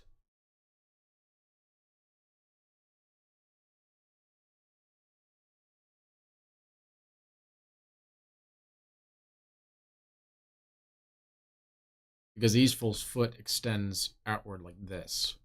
So if I bring this line over more like that, oops, or like that, easy. If I bring it over more like that, it's going to eat the foot. Then you'll have an easel inside a cabinet. So if we hide the cabinet and we hide the easel, you can kind of see what I was going for initially. Where the easel's kind of in front of the cabinet.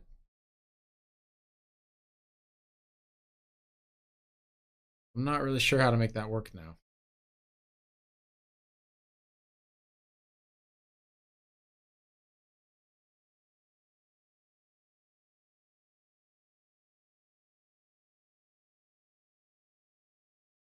Because I don't think the easel's in a bad spot. I think scooting forward the easel doesn't actually do me any favors.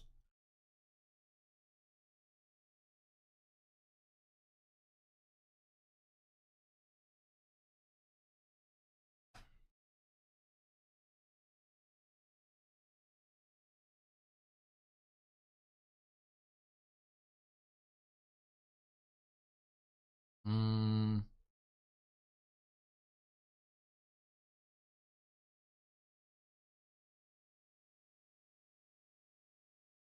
Hmm. I guess my only option is to make the easel smaller.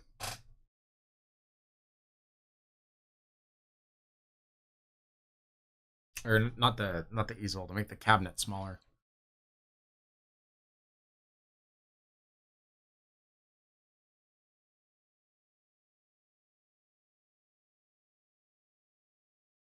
I'm thinking what I should have done actually is bring this vanishing point in closer to the canvas so that I have more depth. Because if I had more depth, I had more space on this half of the wall.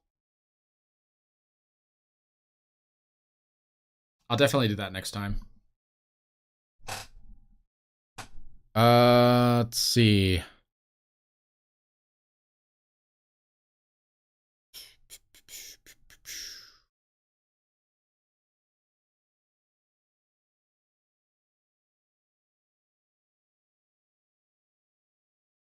Huh.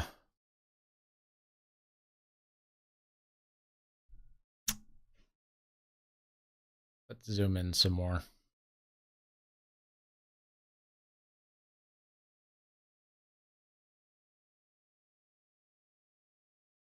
Making it thinner does not help because it needs to be a nice thick cabinet, right? And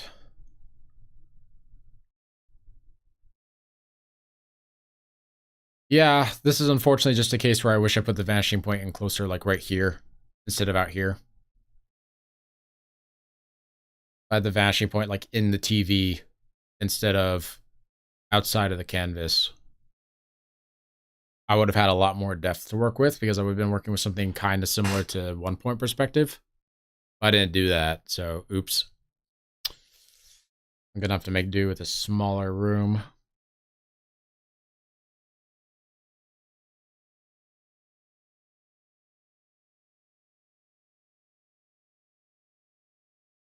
So I guess the question now is, do I want to do that? Do I want to redesign the room from scratch, effectively making the same stuff that I already have here since I've just started the thing, and really just the reason why it took so long is because I'm using a stupid mouse. Or do I wanna try something else?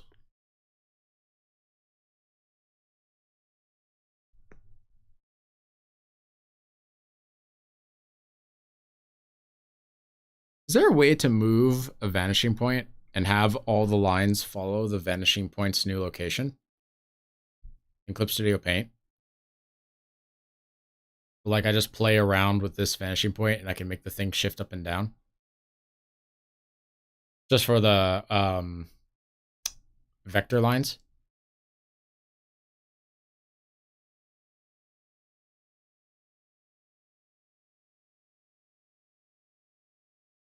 Interesting question.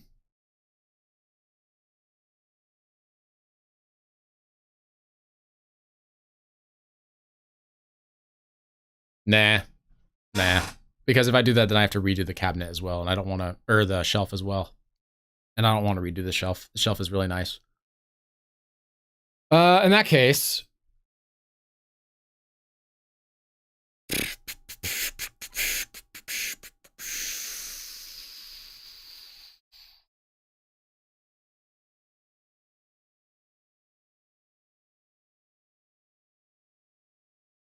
a couple options. Option number one is I can take this canvas and I can shift it over to the right a little bit.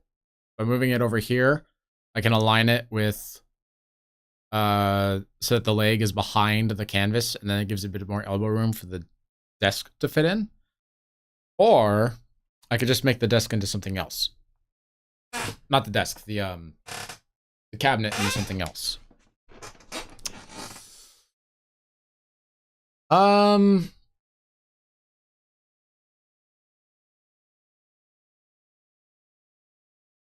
I confess I'm kind of leaning into that whole move the canvas idea. Means I have to do a bit of redrawing, but that's not a big deal. Okay, we'll do that. We'll move the canvas, and then subsequently we'll also move the thing next to it. It means I have to redraw the canvas for the third time, but that's okay. That's okay. All right. Easel.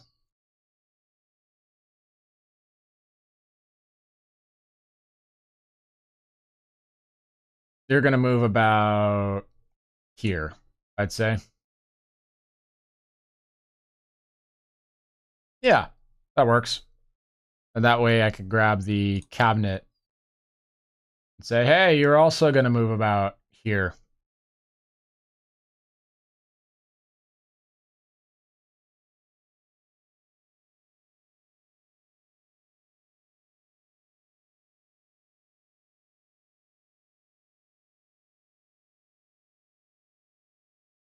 Oh yeah, that's already way better. Look at how good that is. It's more scrunched together. Just real quick, I also wanna see how much elbow room I have for this thing. Right? Uh,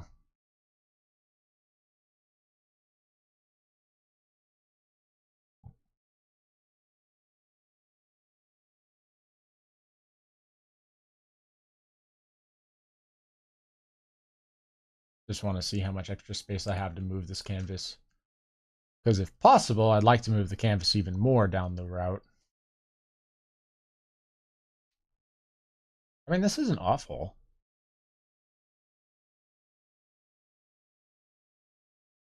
The more space I got, the better it'll be.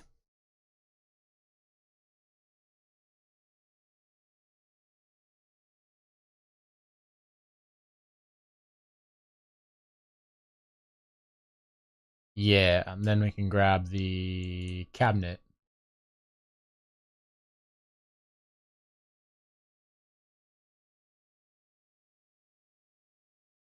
Nice. Okay, that's way better.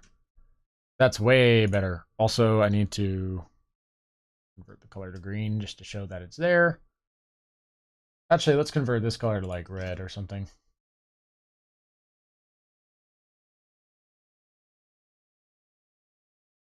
How about pale blue?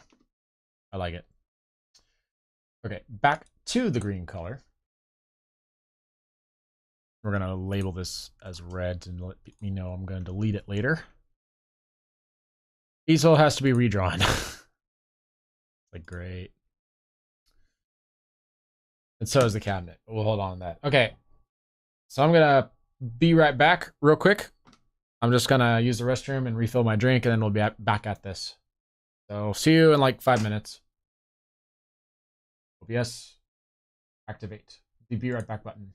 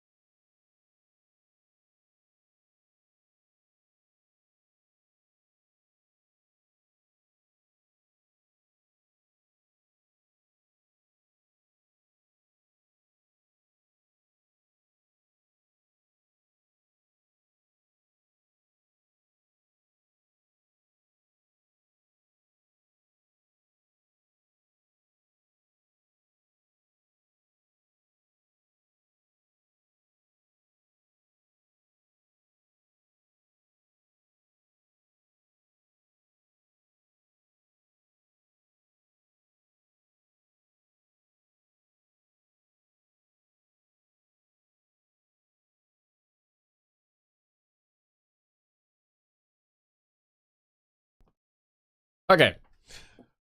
5 minutes turned into something more like 15, but it's fine. We're back. Back in action. There we go. Okay, so I just want to grab this. I'm going to go here. I want to switch to the green color. Already did that. Convert drawing layer color. Boom. Now I just have to redraw some stuff and we'll all be set.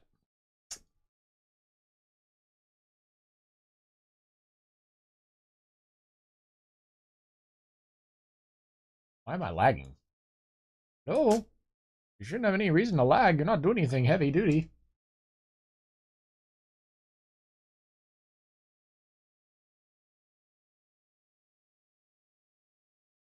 Okay.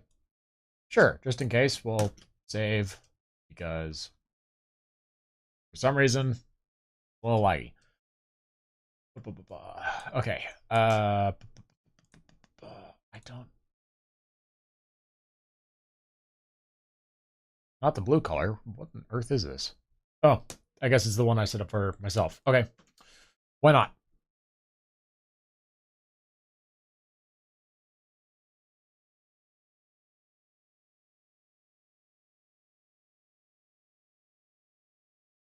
Ah, it's not on yet. Well, it's fine.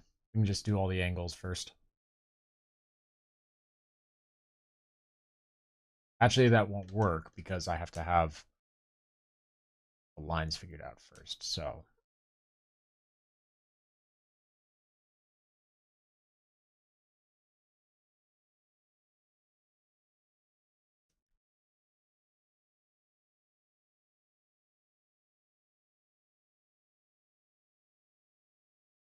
no, no, no, no, no, no, no, no. There we go.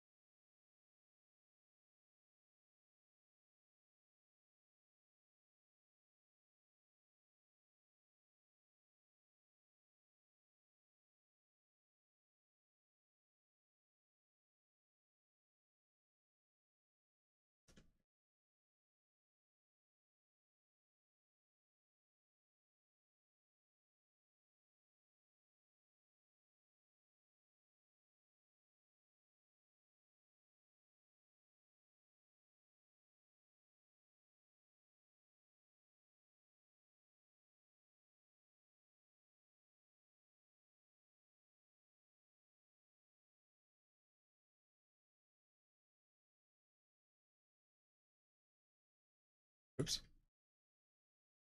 Right, right. We need that gone first.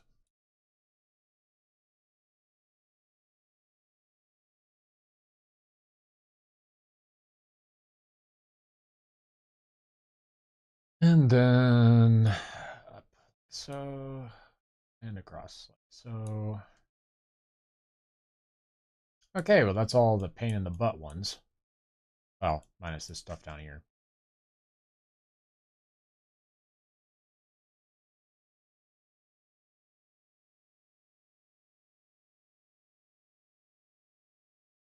Let's hide the cabinet bit.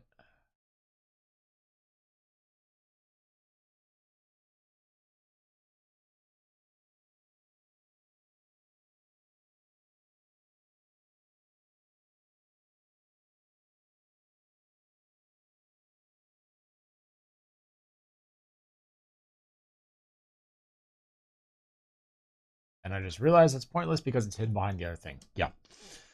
Um but it's fine. It's fine. Everything's fine. Everything's fine and dandy. We got this. Hide this.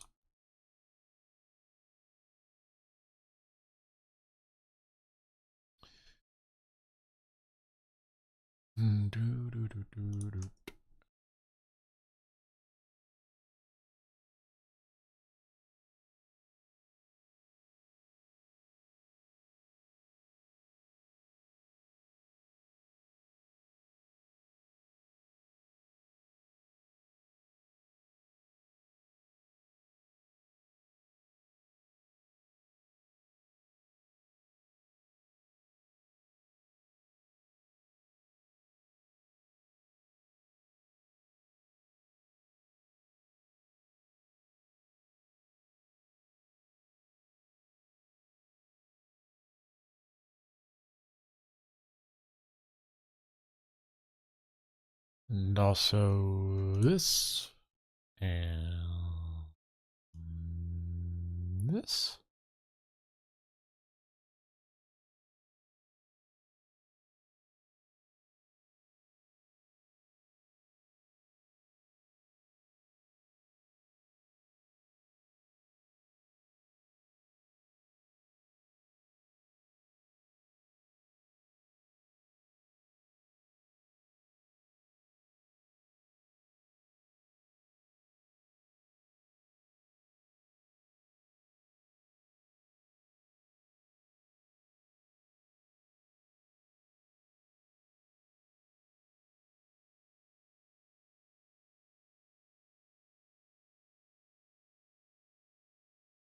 Boom. Got it. Okay.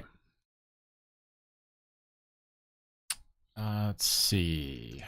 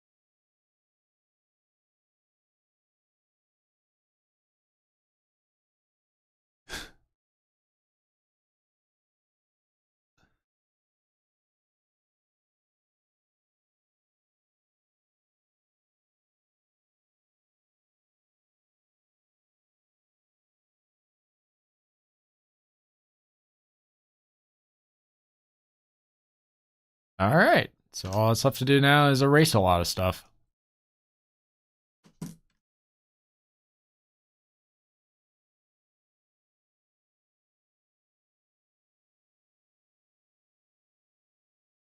Ah, and also hide this.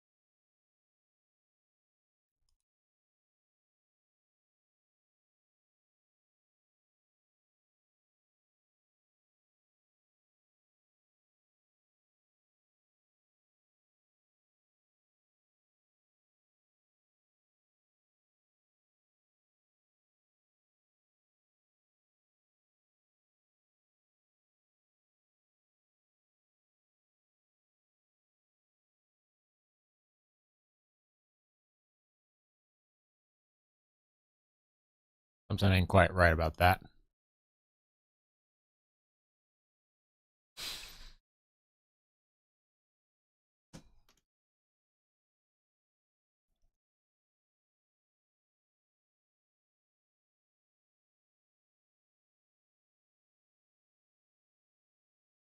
No, no, that's correct. It's just the up and down are so similar here that they look nearly identical.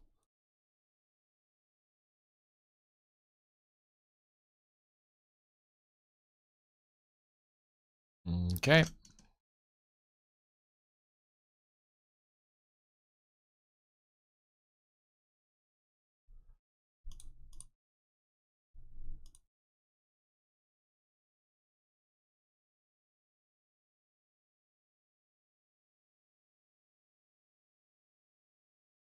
Oop.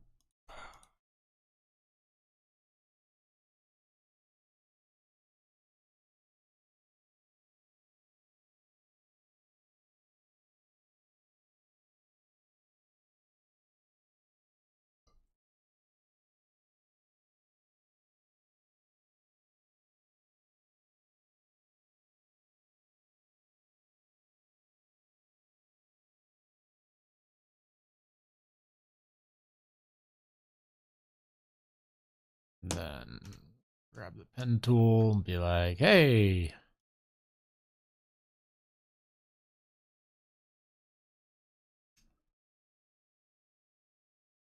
Room for a bit more space there.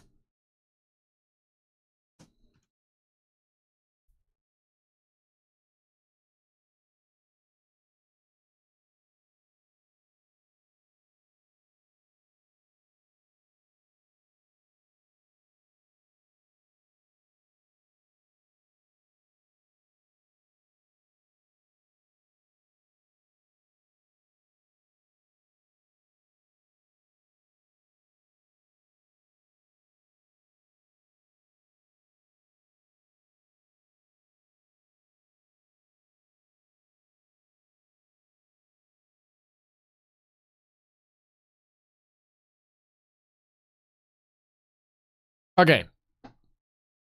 New easel complete.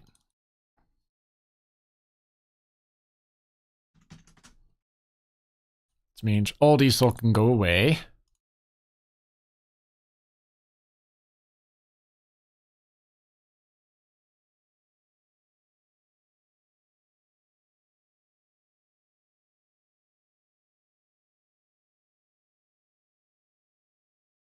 And I don't need this anymore either.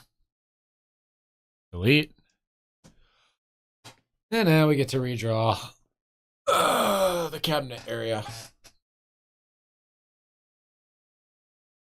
So convert to green. Add a new vector layer. And we draw anew.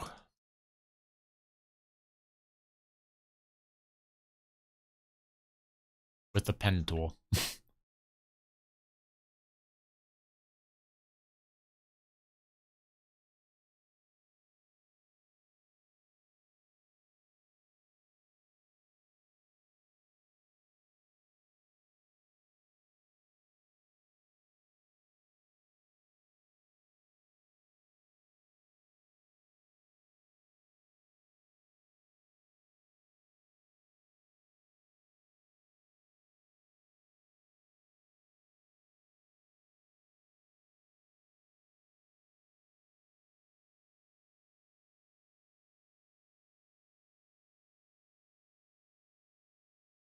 All right, now we have something we can work with.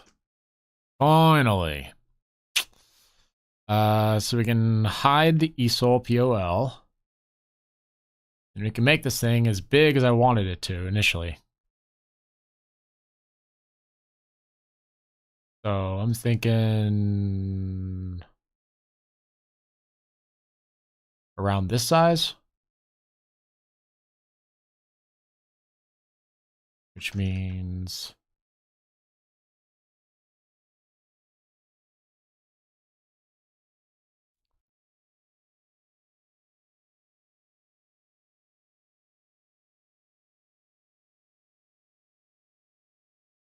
yay, we have something that actually works.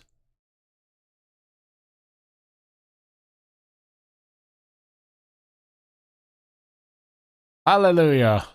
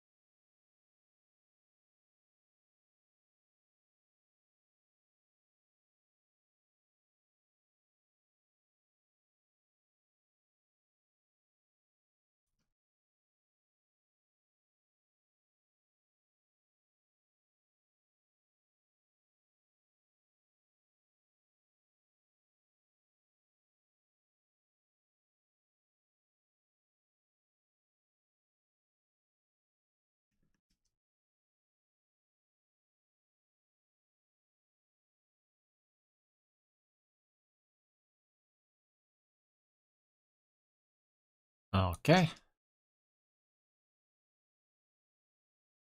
And that'll do it. That's a good starting shape.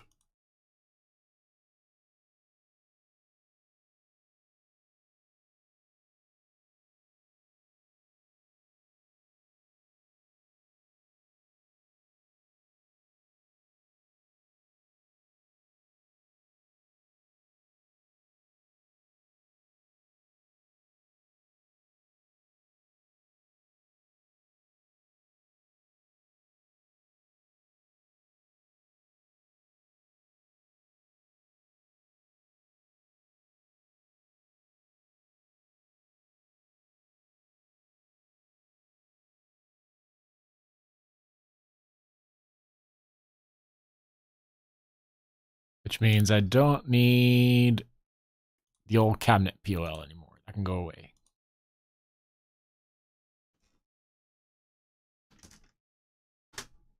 All right.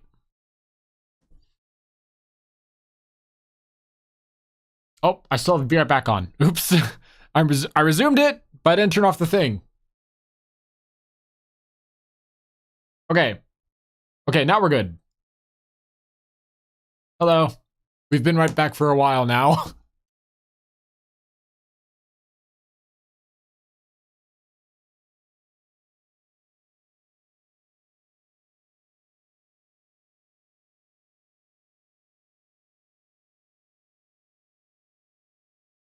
Okay. Then we can say goodbye to that, and that, and that, and that, and that, and that. Okay, we have something cabinet-sized here. Yay! Finally. Which means next... I want to put...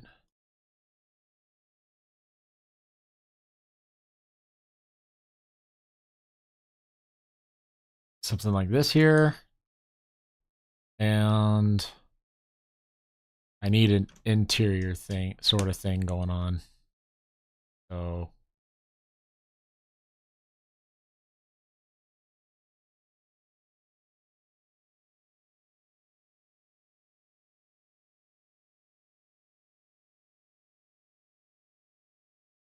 you know, to not make it look so one-dimensional.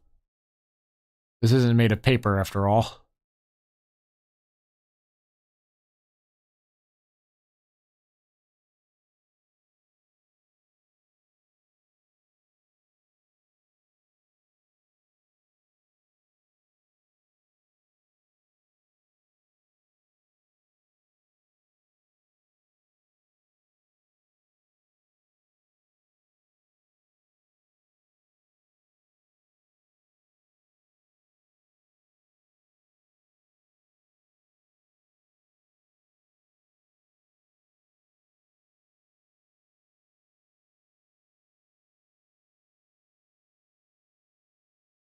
Or would be if we could see it, but don't forget we're going to have this in between.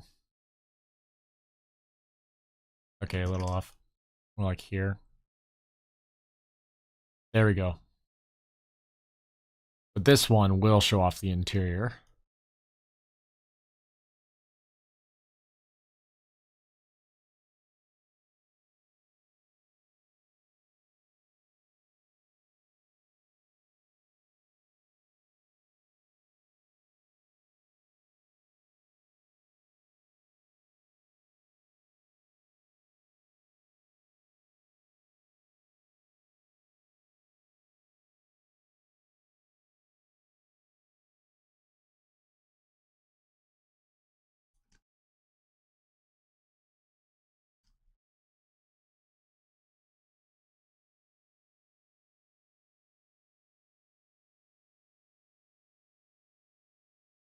Huh, the top and the bottom aren't matching, despite the fact that I have both of them drawn in perspective.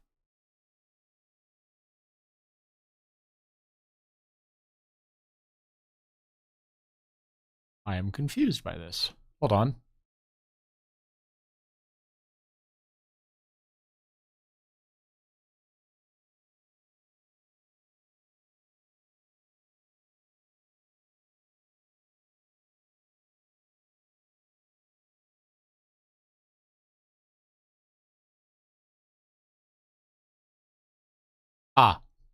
I understand.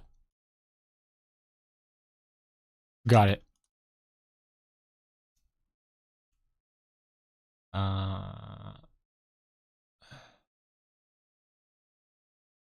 Because it's raised, so got it. Okay, no longer confused.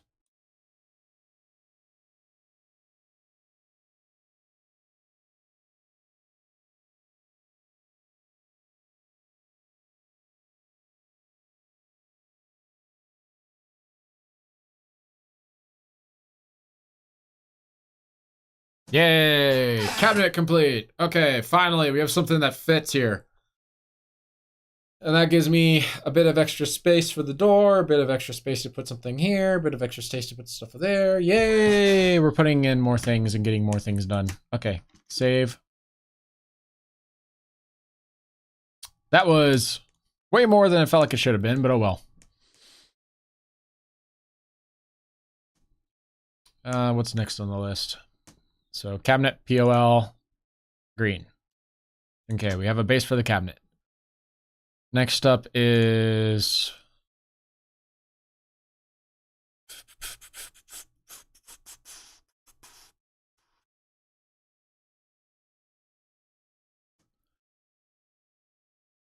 Um...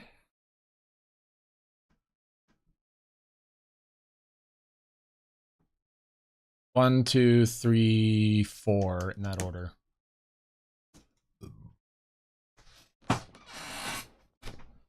Ugh.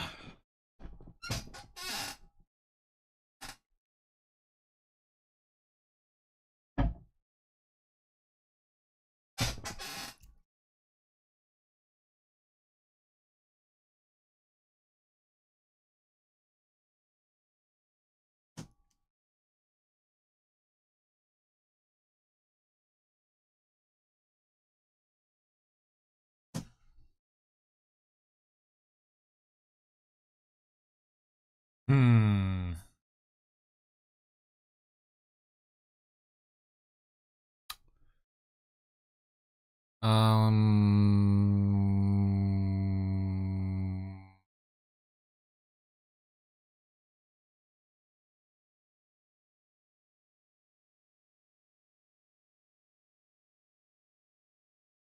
Guess we'll do the switch next. Let's see. If I'm this big, then the switch is about this size. I actually don't remember perfectly. I have a picture? I do. I do have a picture. There it is.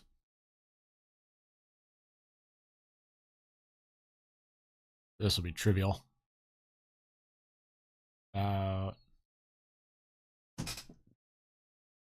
This big, I'd say.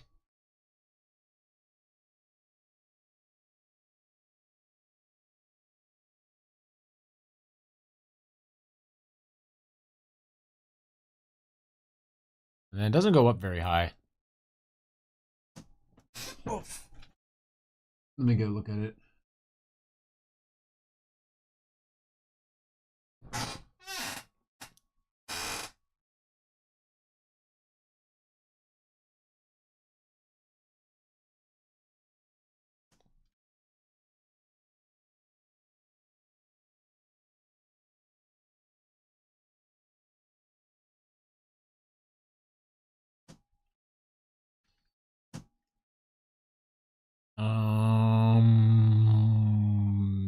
Then this. And then up. It's like a little box on top of a box. But inside that little box is another thing.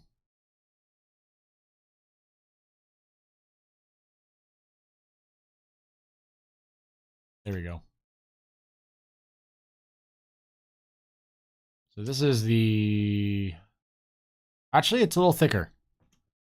It's a little thicker because we have to dimple it.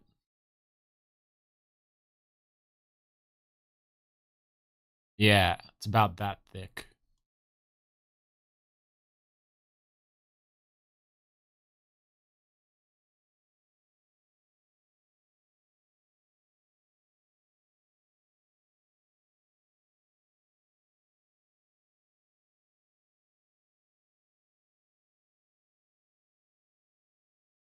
Okay.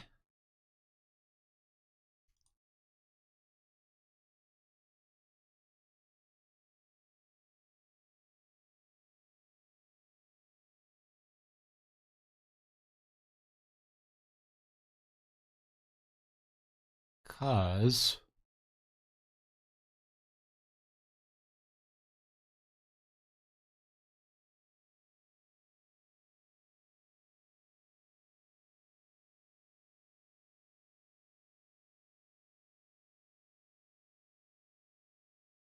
like that.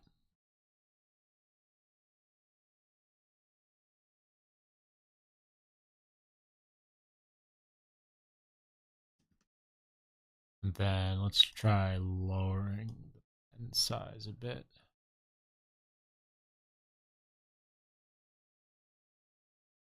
It's so tiny.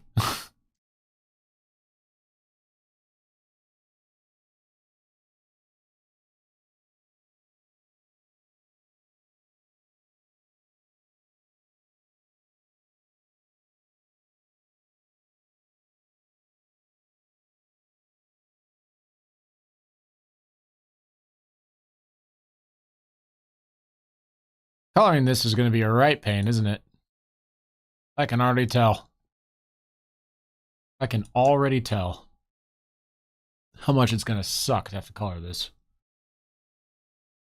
So much so that I actually want to put this on a different place.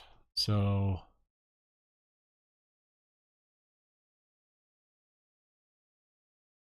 oops, cancel. Just want to get the size back. So like this. And then up.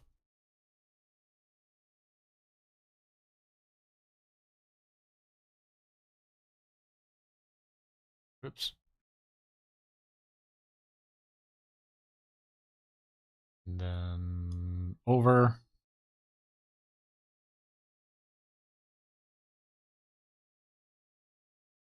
And then down.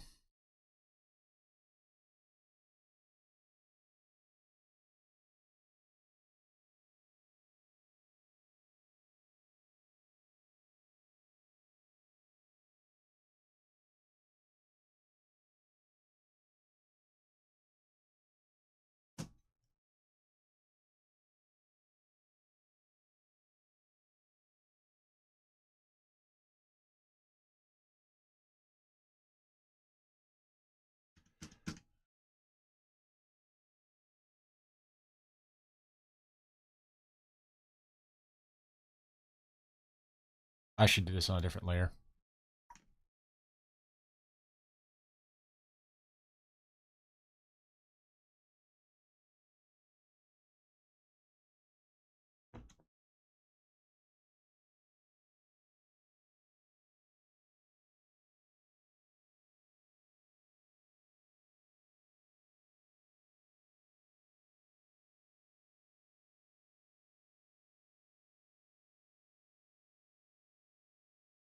Yeah, it goes a bit higher than that.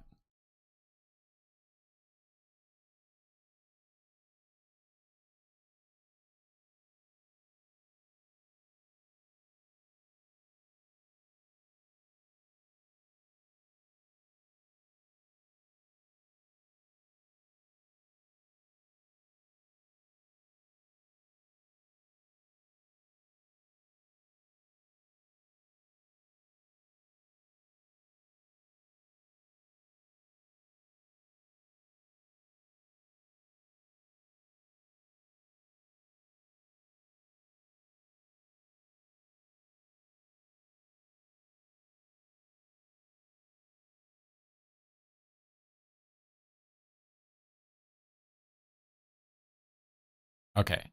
And then, because this sits in front, we'll go over here and we will erase all of this.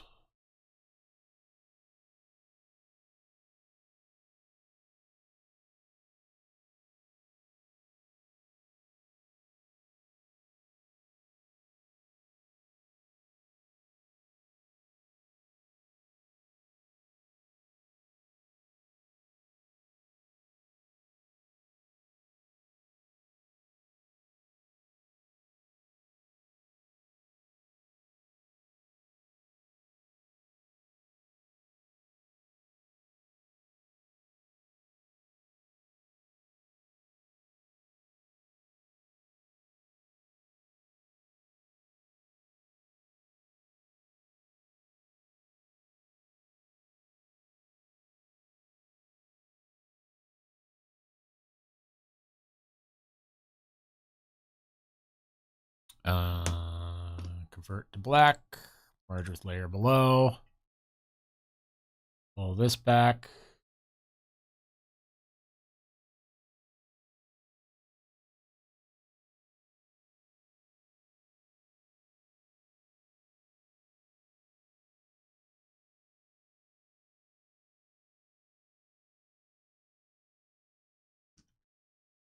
Drop this to 3.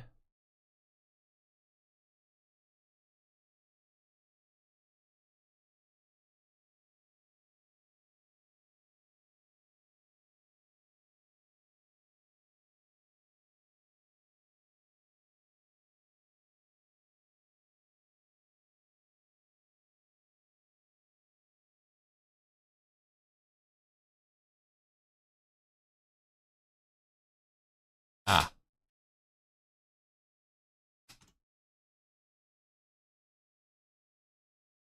Okay, I confess it's a little on the small side.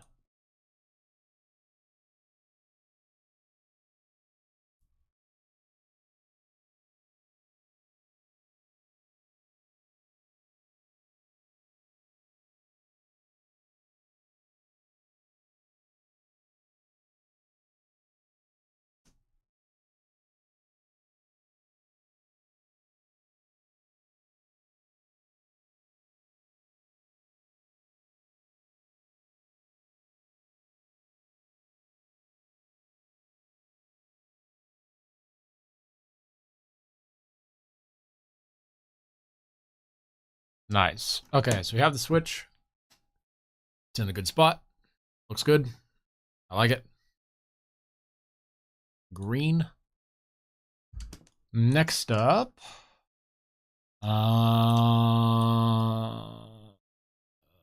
PS5.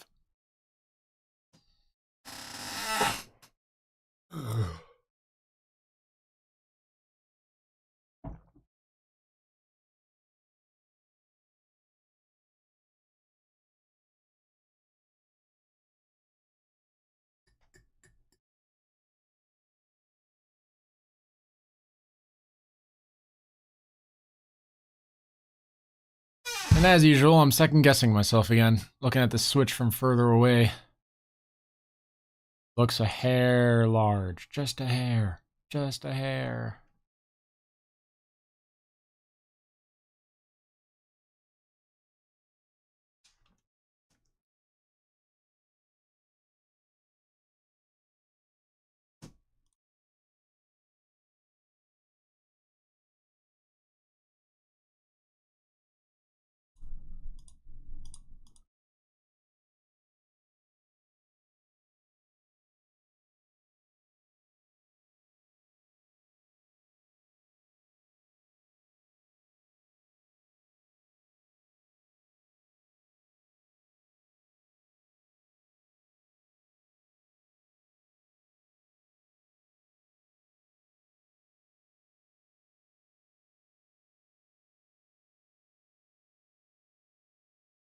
There we go. Okay, now I'm satisfied with it. The perfectionist within me has been quelled. What else do I want on this table? On this little desk here.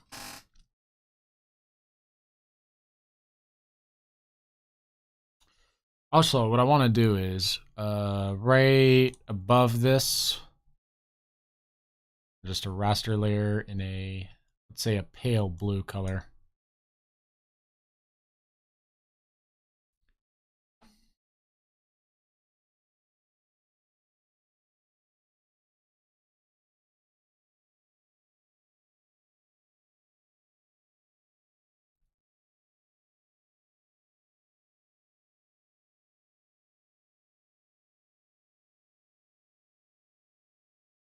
Okay, it's a little hard to see.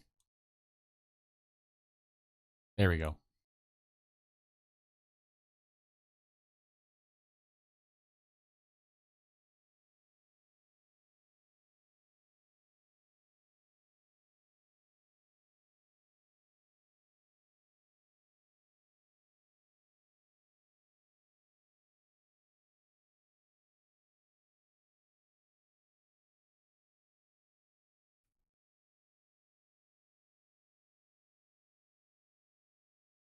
Okay.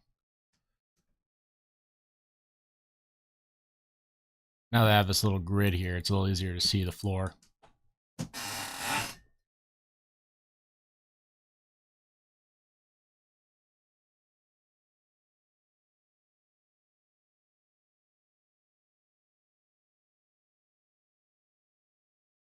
Hmm.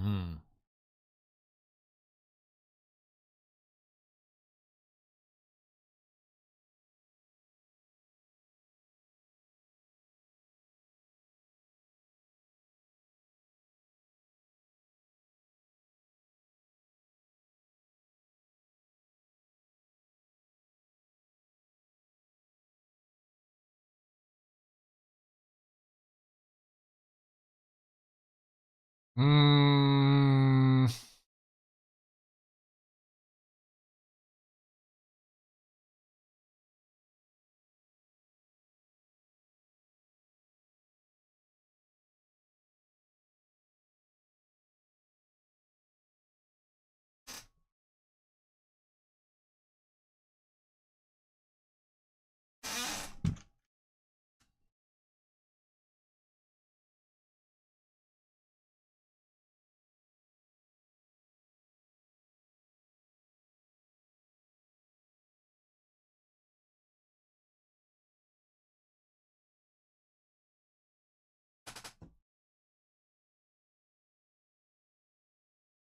let's see. PS5 is relatively easy to draw, I think. Uh, oops. First of all, size 5, color black. Up here. And then it's long. And then it's long. And then some the other direction.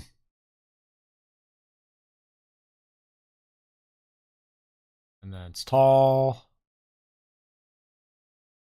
And it's tall.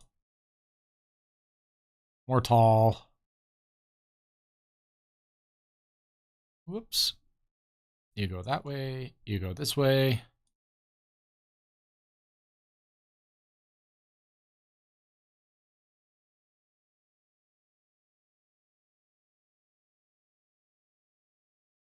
And so, really, the only crazy annoying part to deal with is just the stand, really.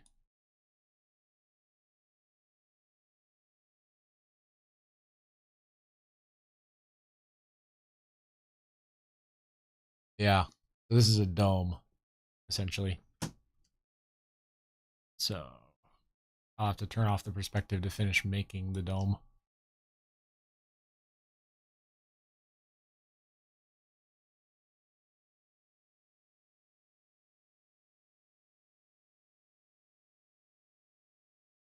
Oops.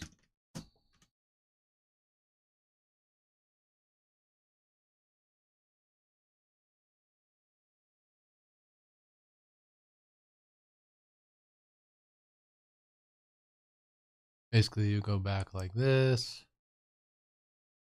and you go like that, and we get rid of these little extra bumps. So I can view like so.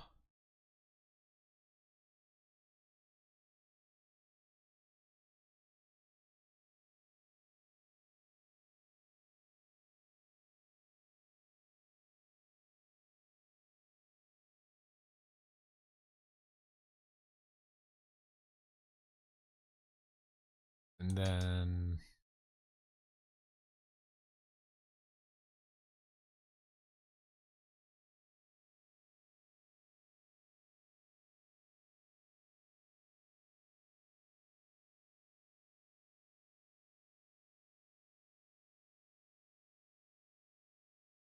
it goes this way.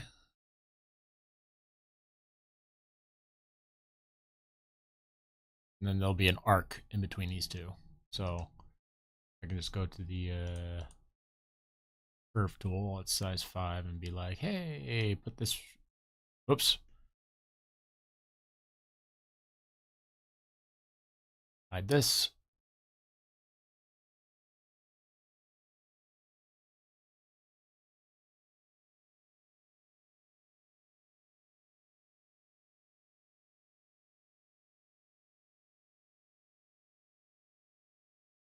Actually, yeah, it goes all the way here, like this.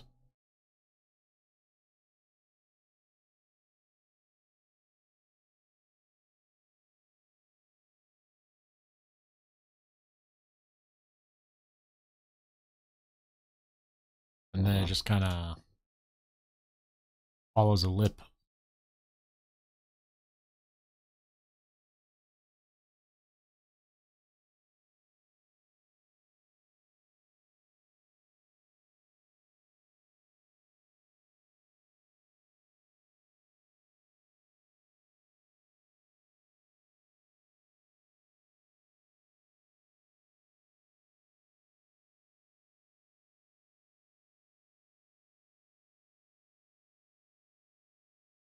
That, and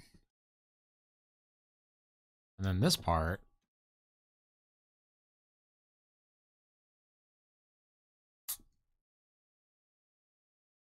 actually doesn't behave quite the same. There's a curve to it.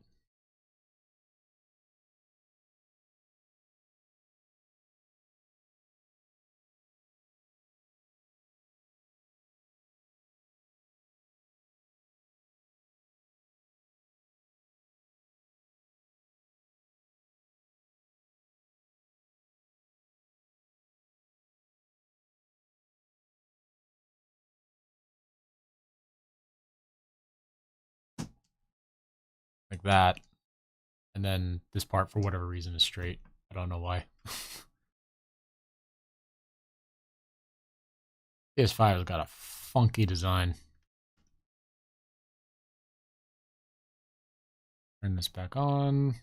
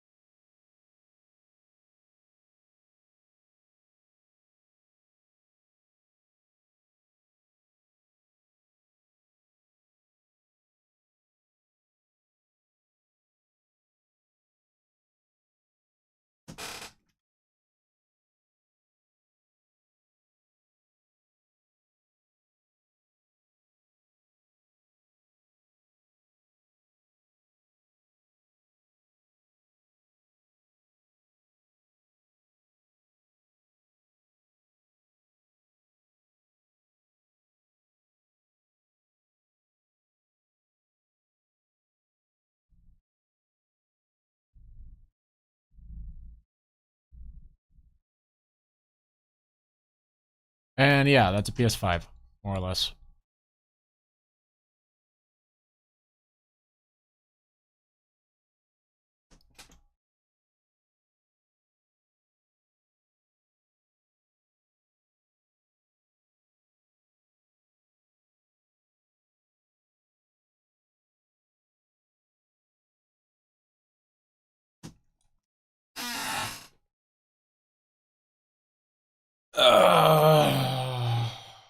And then we have to make controllers. Good news is controllers are easy to make.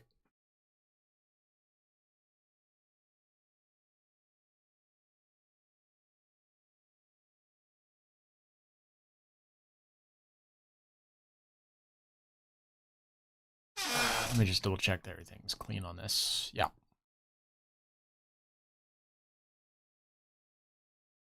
Okay. Next on the list. Speaker, remote, controller.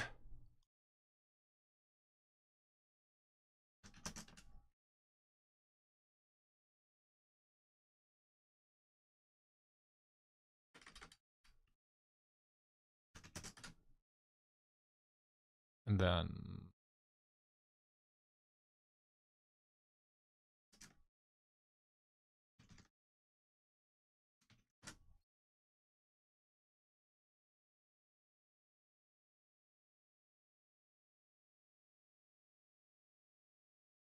This is green. I don't know why it's not labeled green.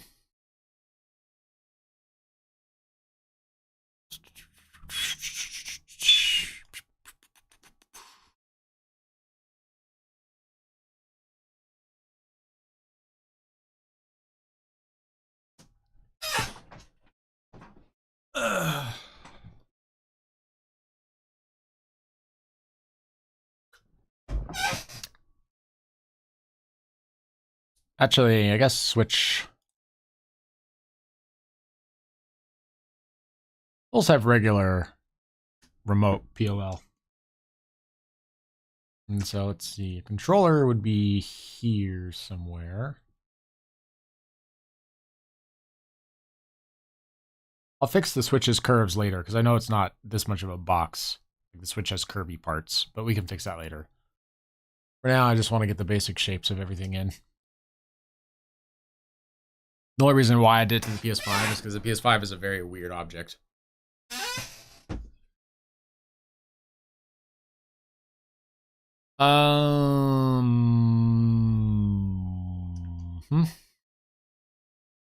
So let me see.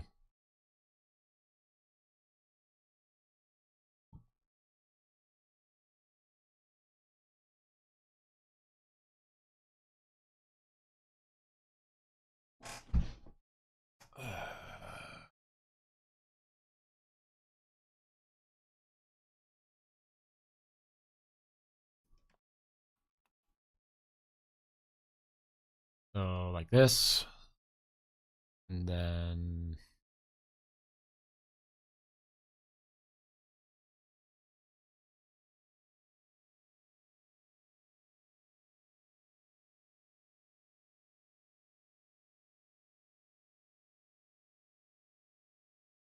we'll start with a box shape because it's easy to understand.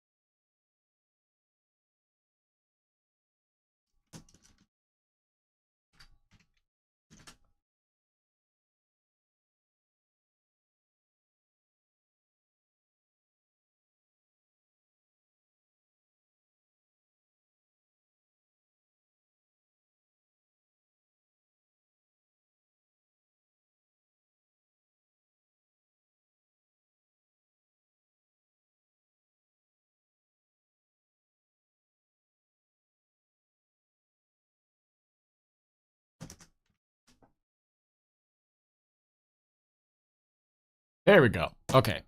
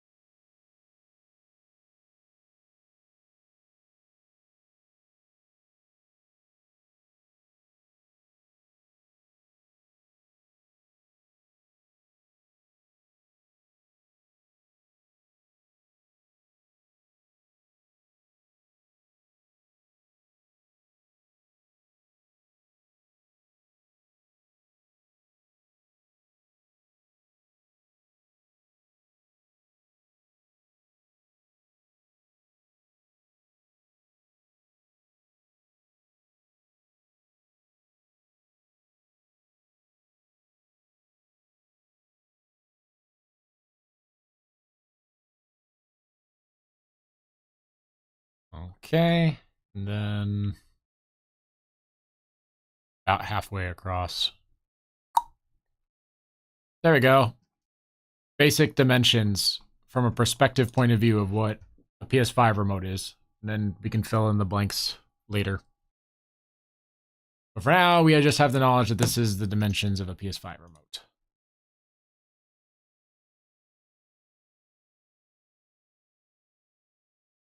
Let's see if I can clean it up a little. I'm not looking at so much stuff.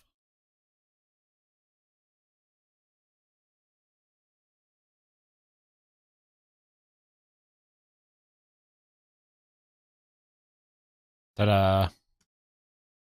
There it is then. Works for me.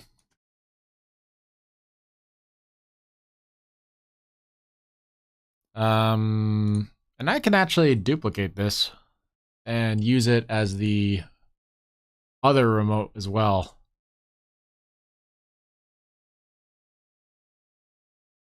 Because the other remote I'm thinking of is not like a Switch controller. It's like the, was it the holder thing that holds the Switch so you can use it as a two-handed controller instead of those individual little touchy things, whatever they're called. These little slick remotes. So, of course, we also need to take size in consideration. Actually, yeah, taking size into consideration, is this actually the right size for the PS5 and the Switch? Because looking at it now, I'm thinking maybe the PS5 is a little on the small side.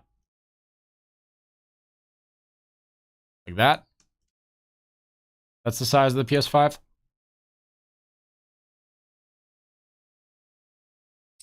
Which means that the Switch control, which means that the controller,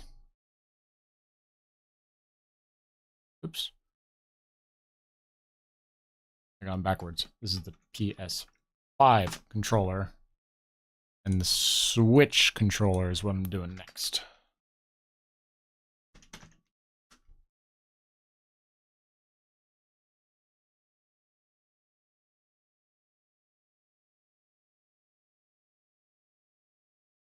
Okay, about that size. There we go. That's more proportionally accurate, I think.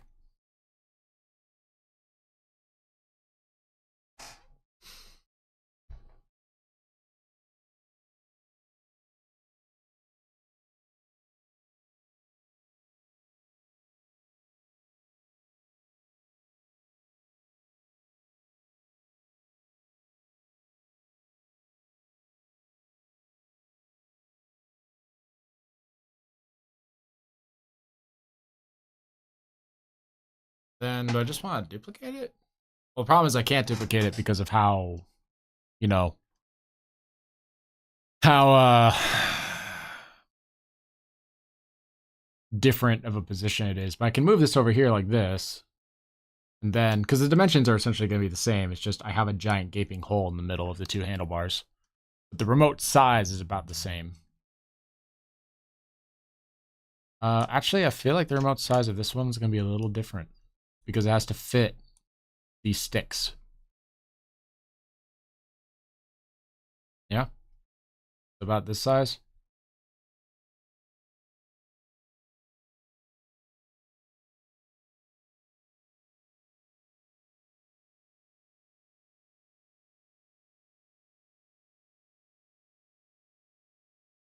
And of course, I'll have to redraw this.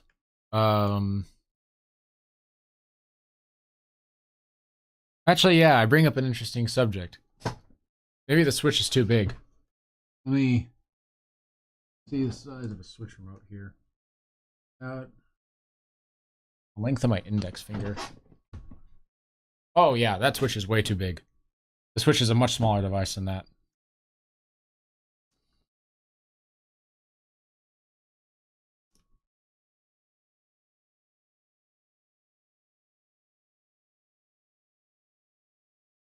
There we go. Okay, this is appropriate size.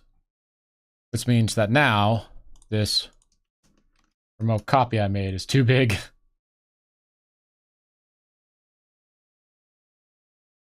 Okay, okay, this is looking more accurate.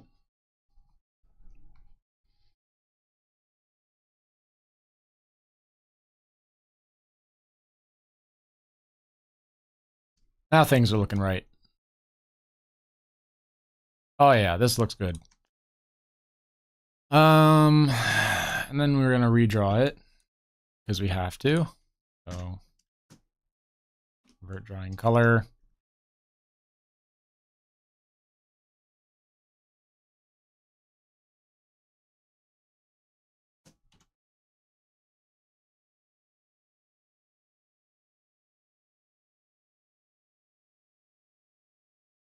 Now that I think about it, it doesn't make sense for the remotes to be perfectly flat and perpendicular. So what if we change the rules a little bit? Let's move this.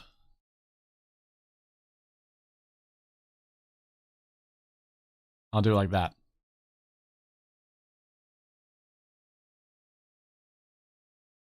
So now I activate this again.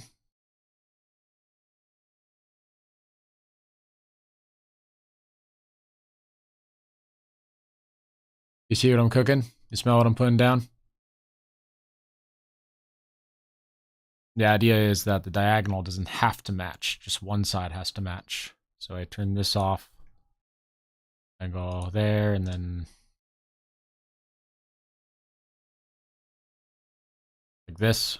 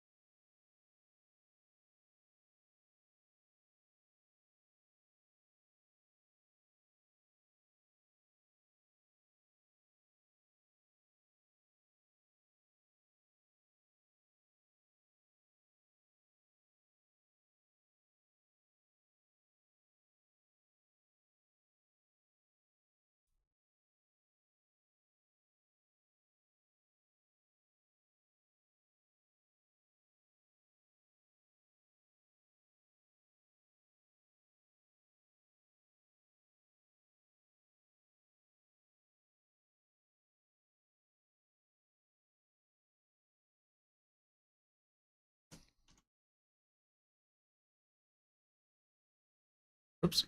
Turn this back on. Zonk. Zonk.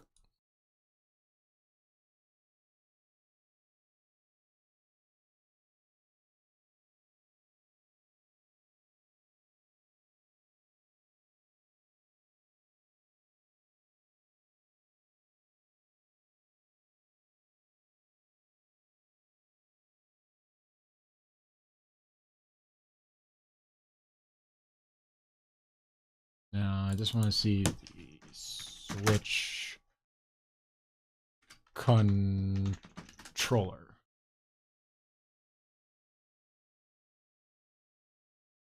Yeah, Joy-Con controller, that's what it's called.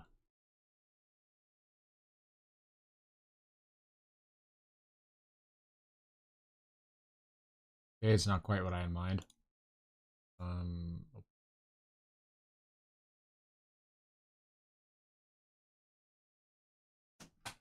Joy-Con controller. There you are.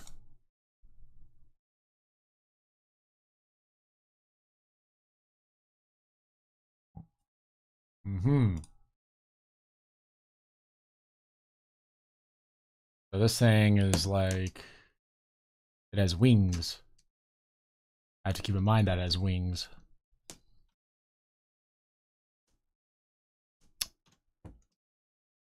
So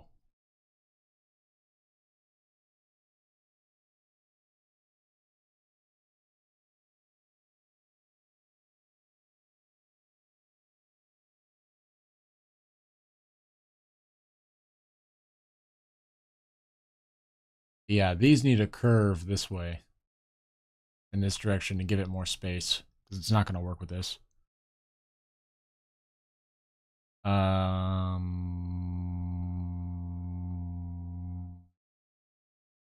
I mean, it's a good start though.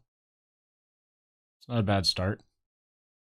Let's go turn this off. and grab this and say, hey, go this way.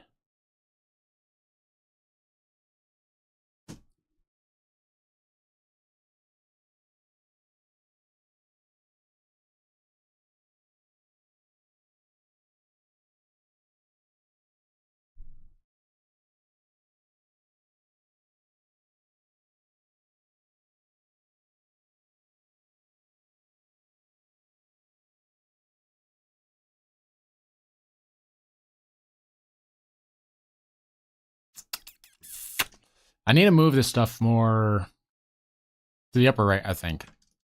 Because if it curves outward, it becomes more remote-like. Whereas this one's a perfect box. Actually, this one probably needs to curve out more too. But since that's the case, I guess that means that this one is pretty much served its purpose in terms of being a guideline. So yeah, we'll say that one's done. Okay, green. This one needs a lot more cleanup than the others, but it's done.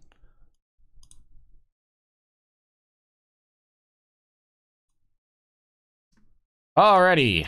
So that's another one down. What else? What else? Speakers and a TV remote. Don't know if I need a TV remote, but I can add one.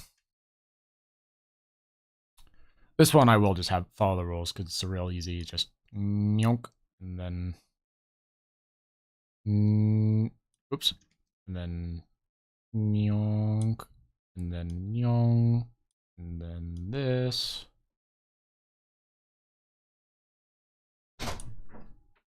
Put down these two. Whoop! Don't do that. Ah! Okay, apparently you're not drawn through all the way. Would you stop that?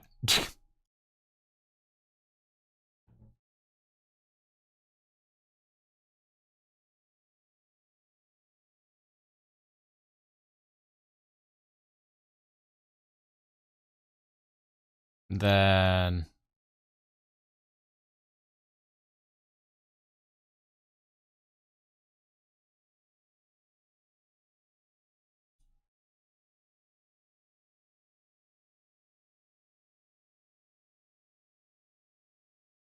there we go. Remote.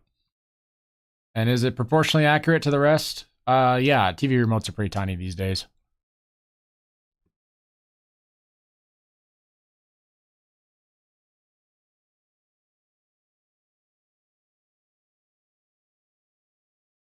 Okay, so next up, some speakers. I think the majority of the big things, though, have been filled out. I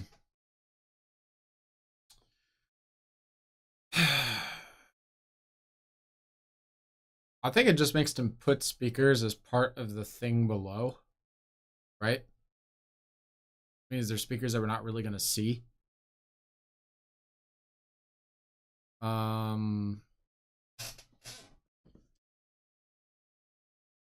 So speakers can just be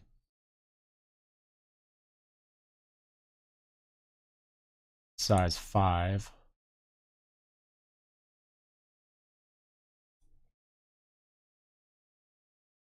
And a little wider.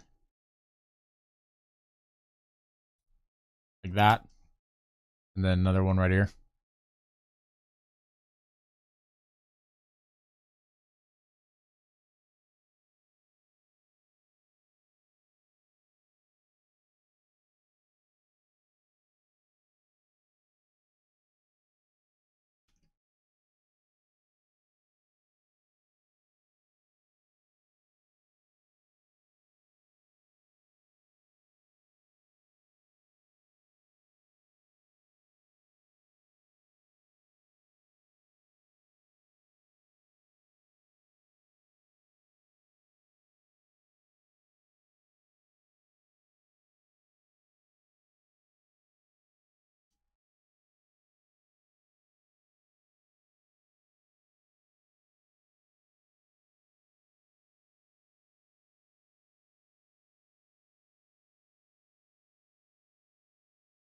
All right. That'll do it, I think. Then I could just use the ellipse. No, the ellipse tool. It's size 5. Oh. Oh. Oh. Okay. Apparent.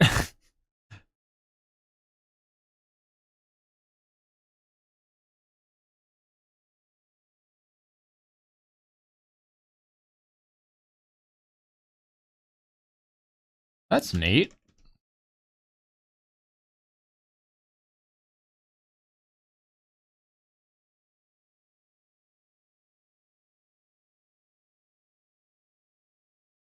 Apparently the ellipse tool follows this perspective thing. I did not know that. No.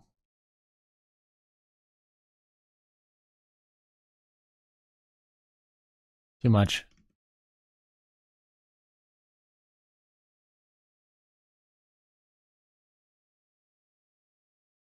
There we go. Great. So now I've got some speakers. Speakers are good. What else? What else?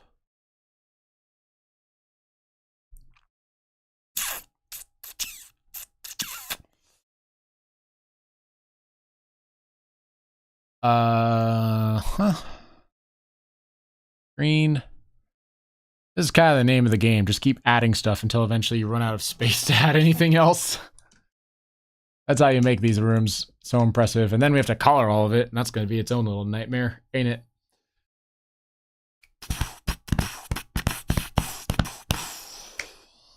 Let's see. I want to put a really cool little sword rack right here.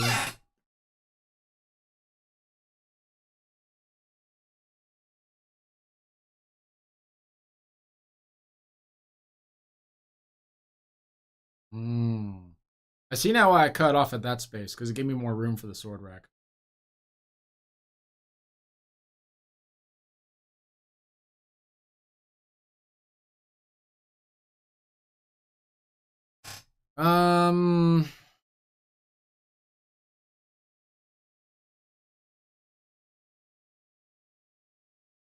Let's draw it on top. If I need to shrink it, I will.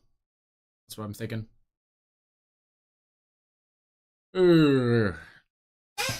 Okay. I'll draw on top, and if I need to do it, I will. Follow me, little Mike. Follow me. I have the creakiest chair. I've got to do something about that chair.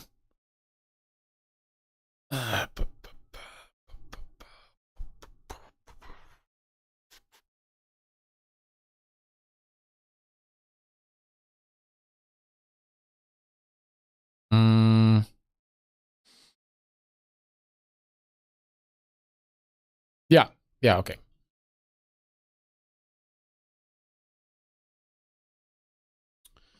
The initial question I have, though, is if I draw the wreck now, do I have enough space in the long run for literally anything else? So, if I draw the rack like so,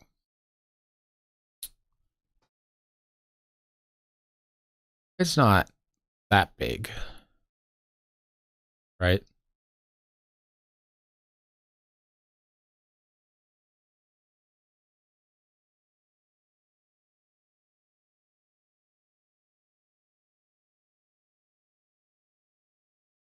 How long is a sword? That's the real question. So this is the head of the character from when he's standing there. And this is the character from close up. Proportionately, a sword would be like his arm's length plus some of his chest. So let's see, the shoulders are right here. The arm goes down to about here, which means it's going to need a bit more space.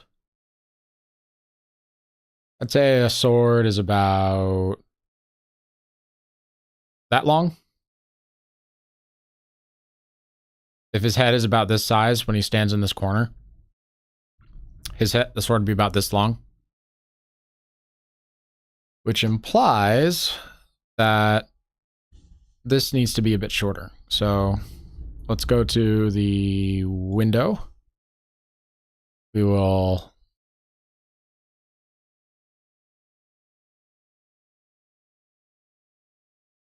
drop this rather significantly, right?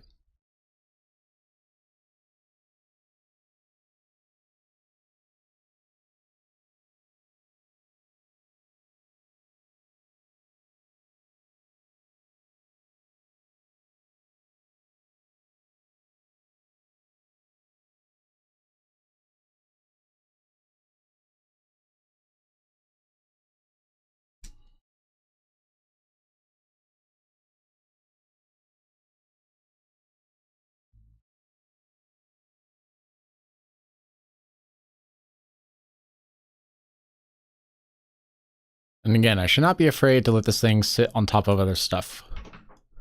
So if I look at this window and say, is that too small? I should be able to make it larger and just let it overlap a bit. Overlapping is fine.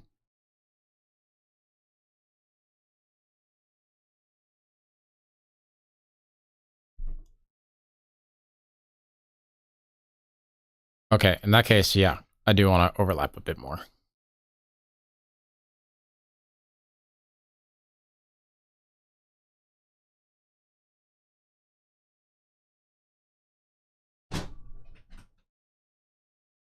So that's there. This goes up here.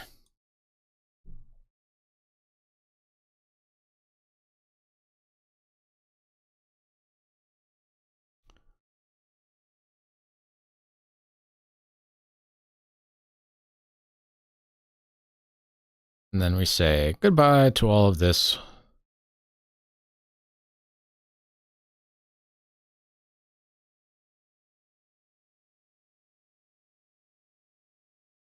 Making the window smaller.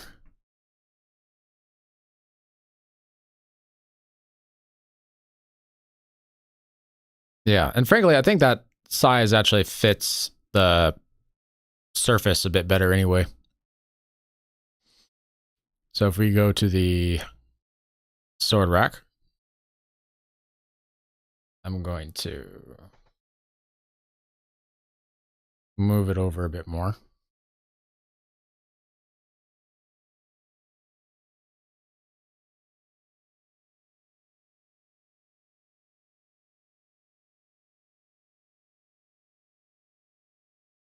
The height's fine.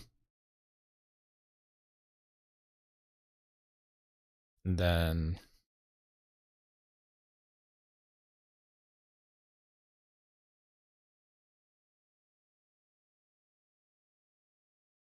like that.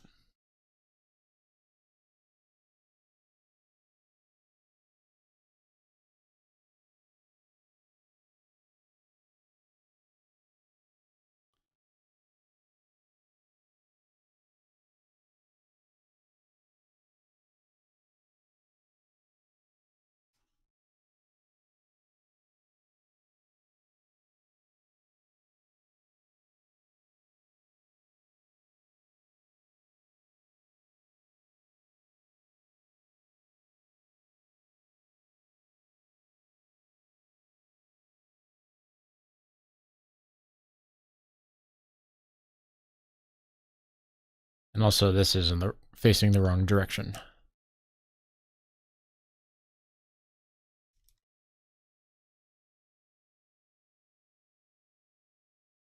There we go. That's much better.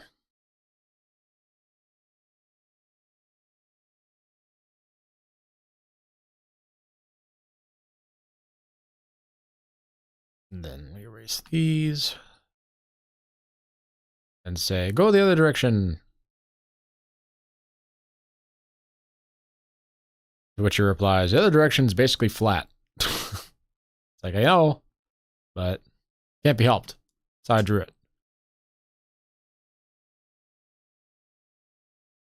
I should probably have chat up because I cannot see chat. There it is. Hey, hey, 70 centimeters. I don't know what that means. Probably reference to something I said earlier, but then lost track of. Hello, welcome. I'm just drawing the room.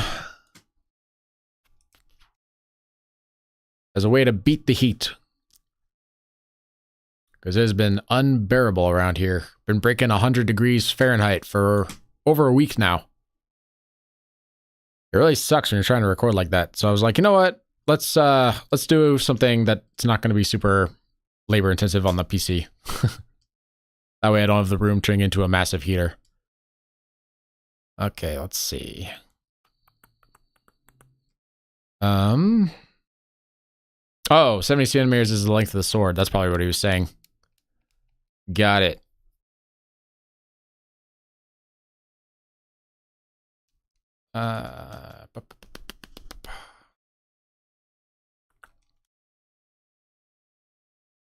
Oops, too much.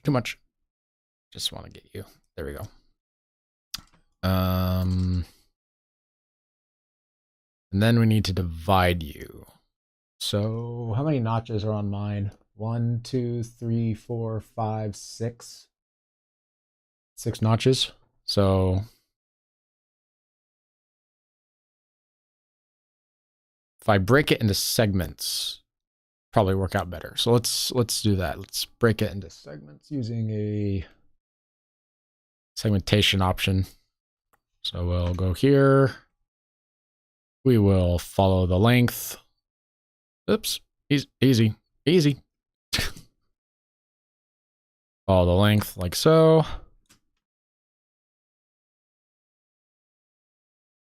Up to here. And then using a red color, we'll go this.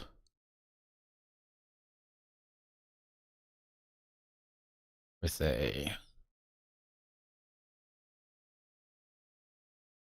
Oh, right.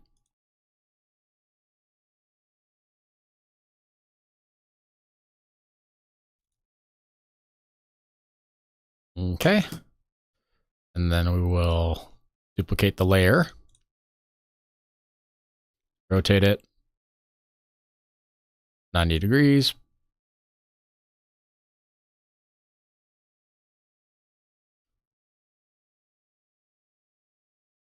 Got it. So the true center is right here. Turn off the perspective grid. Oops. Okay, that's the true center. That's the true halfway point. Now we're going to do it again. It'd be nice if I had a ruler tool or something that could just divide a line evenly, but I don't actually know if that exists in Clip Studio Paint. But you know what? That's actually worth a Google search. That's worth a Google search because that would save me some time.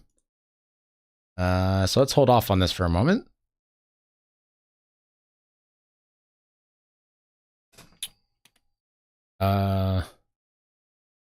Line division tool, Clip Studio Paint. Is there such a thing?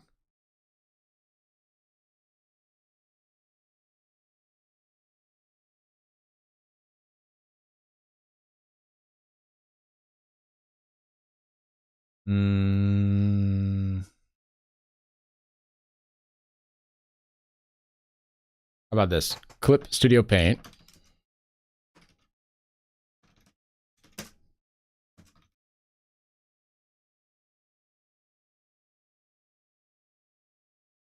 Frame tool, they say.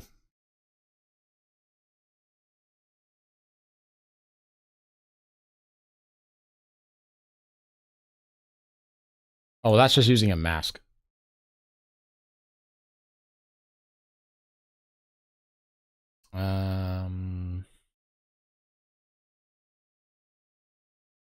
Divide line equally.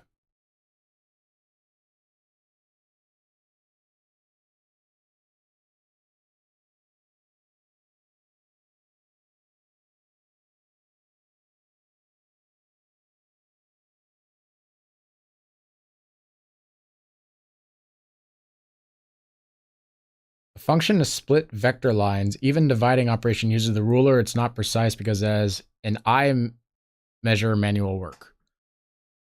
Better than nothing.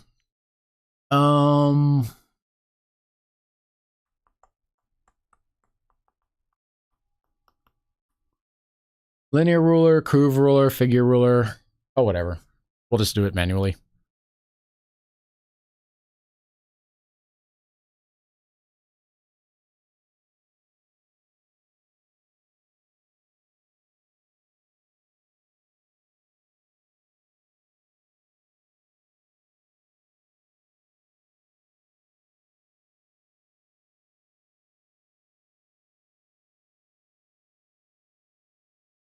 The time I took to do this a cheap and easy way, I could have spent it doing it, just getting it done.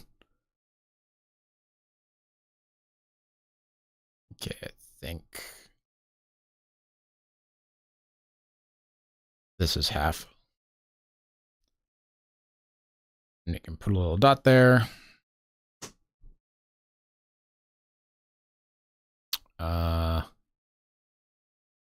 Duplicate layer.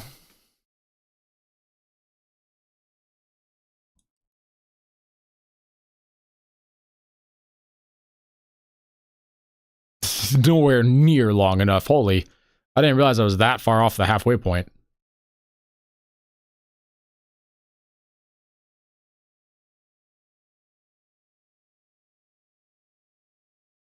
Okay. In that case, this one goes away. And we're going to duplicate this layer.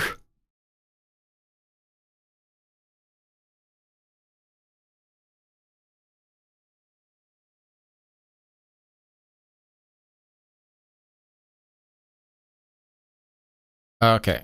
And so that means that the precise half, yes, that means that the precise half for, I believe, blue is 14. Yes, yes. In that case, the precise half is right here.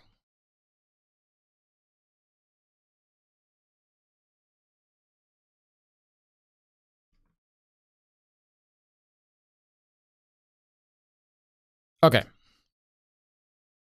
So because we know that, we can take this. Plus you. Oops.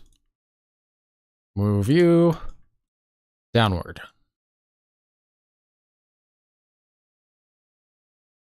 Like this. Oops. Like this.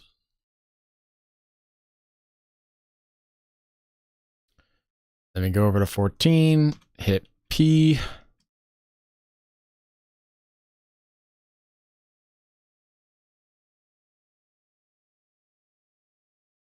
Okay, but that is perfectly divided into fourths, which means I do not need these anymore.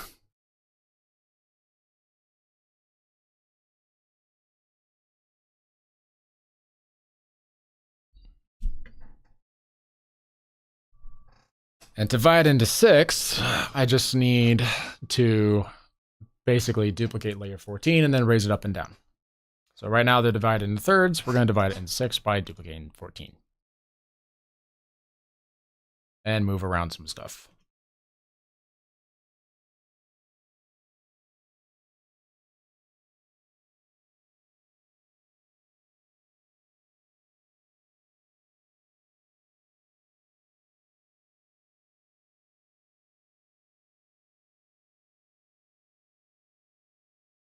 Okay.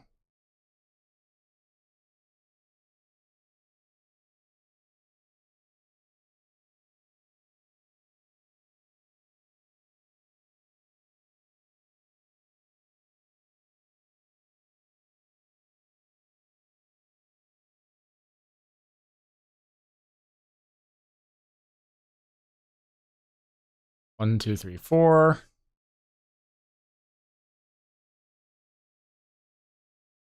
Is 4 enough? I feel like 4 is enough. Or would I like a fifth?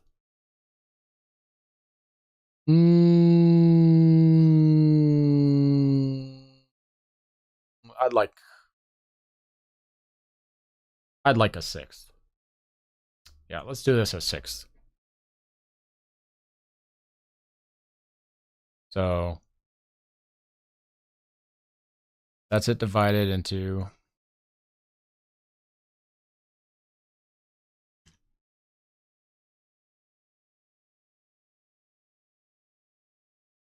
Oi, oi.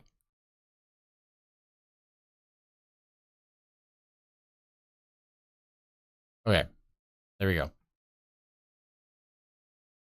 Then we just do, let's use an orange, I guess. E.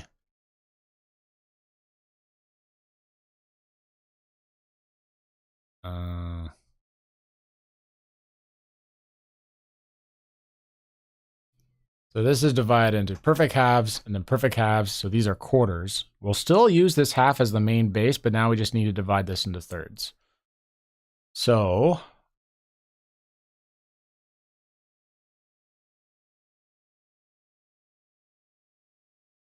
the way we do that is we grade one, oops.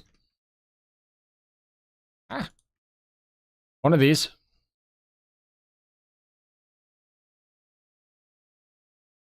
Which gives us a perfect quarter.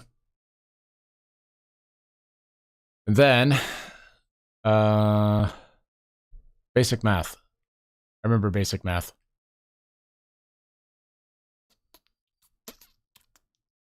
This is a quarter.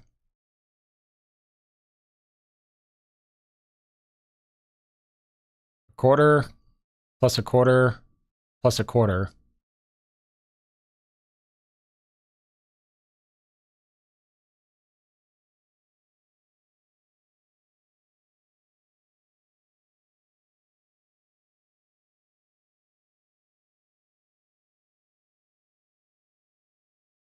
Is 3/4.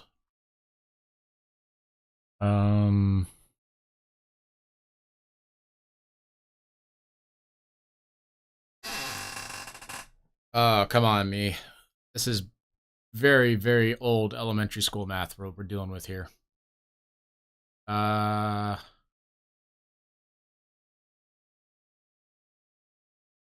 on, think.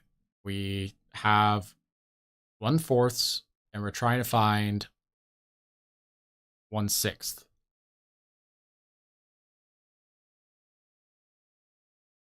So we subtract something fourths by something whole to get 1/6. Don't remember how to do that.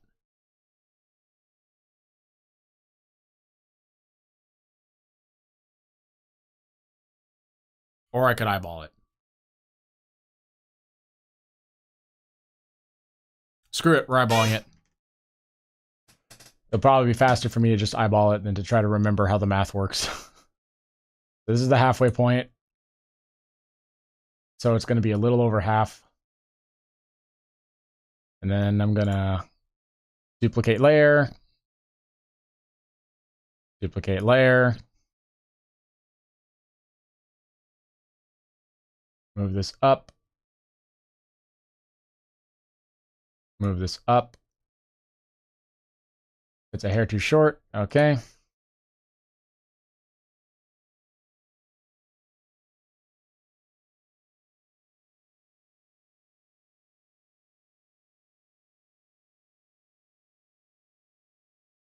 Duplicate layer.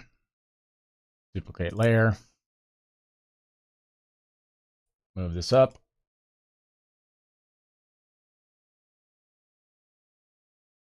Move this up.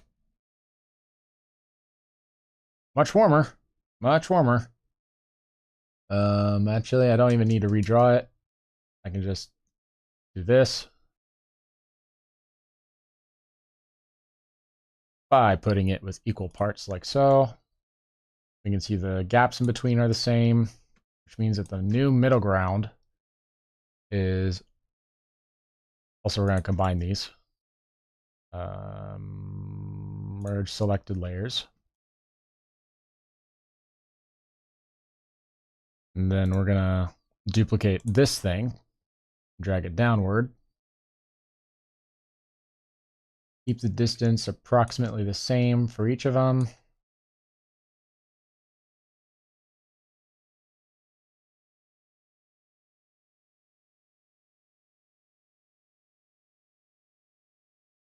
And we have a moderate idea of where to put this. So let's make this into a red because red's easy to see. There's one. There's 2. There's 3. There's 4. There's 5.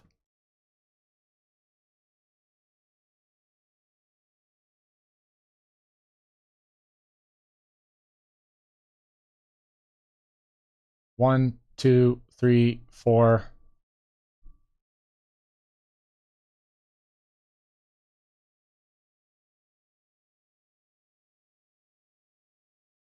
And I'm realizing now they're a little off. Oh, well, we'll eyeball it.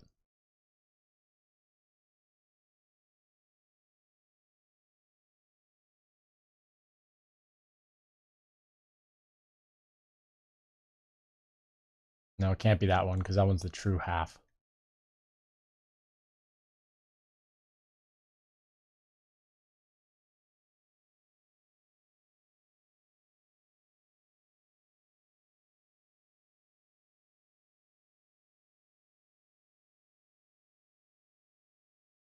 Ah, well, whatever. This works. It's fine. It doesn't have to be perfectly accurate, as long as it looks good. And frankly, this is so close, I'm honestly having difficulty telling that's not perfectly accurate.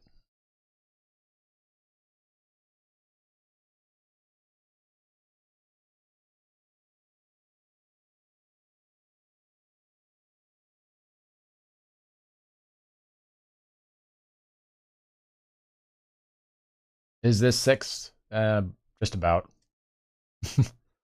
1, 2, 3, 4, 5, 6.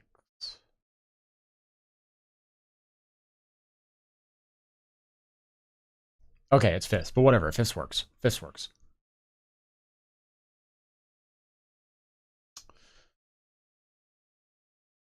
Now that we have that, we can go back to this thing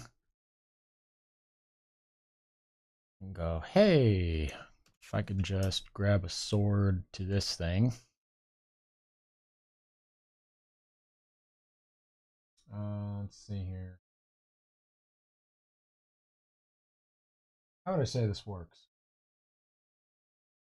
Got kind of an odd shape to it. It's like a hook. So a hook in perspective.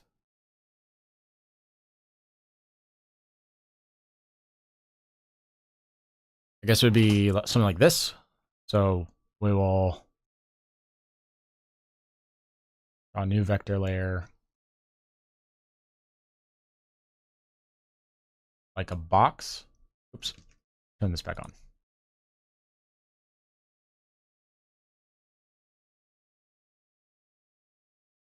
Then it goes down to about this height.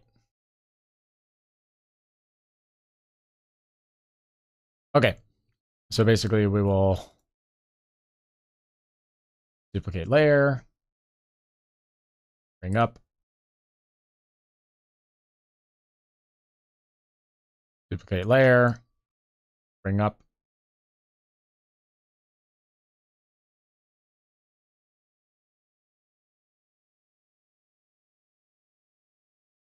Just looking at that, does it look like the appropriate height? Let's see. This is how much space would hold the thing.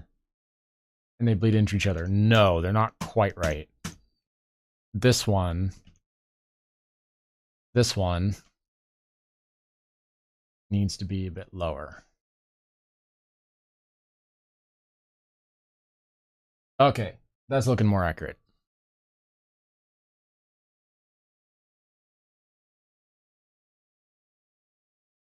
And then duplicate. And then duplicate. And then duplicate. And then duplicate. And then duplicate. And that should do it. Move tool. Move up to here. Move up to here. Move up to here. Move up to here.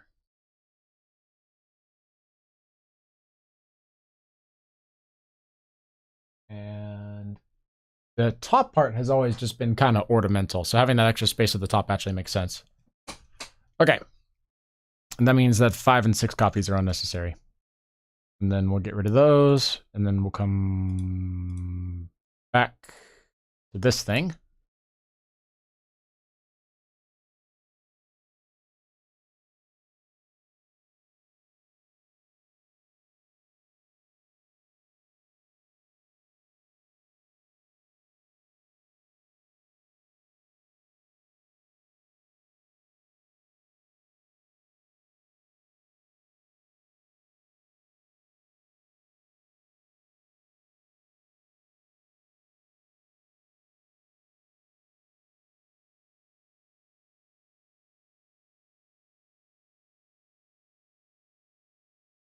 Wait.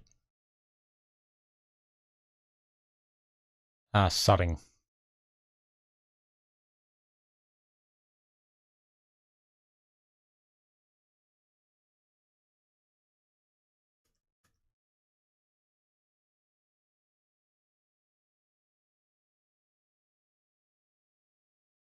There we go. Okay.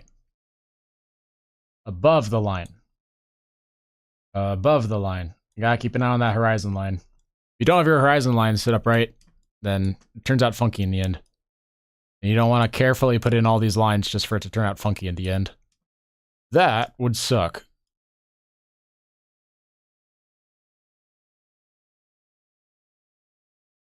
Okay. Hallelujah. We can get rid of all these now.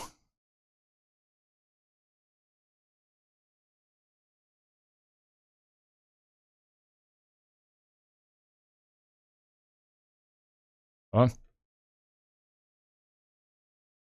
I missed one. Oops. No. You. Okay, there we go.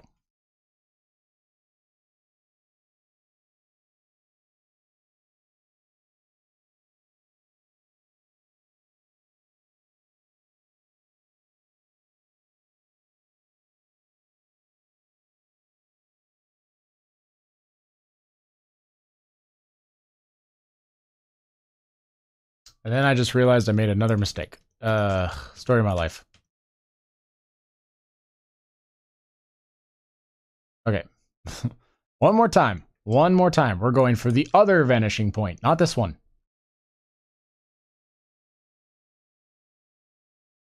And now you go down because you're going to the opposite vanishing point. Okay. Okay.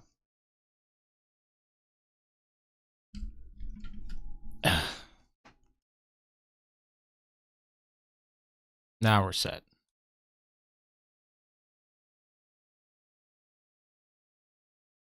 Oops, no. Go down. Go down. Go down. Go down. Okay.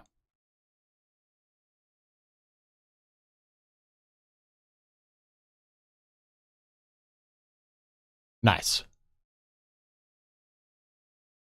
Okay, that was a pain. What we got here? So in that case, let's see what's up next. The thing looks like it's at an appropriate length. It's going to be on top, not inside, because the wall curves inward rather than outward, but this will overlap, so that's fine.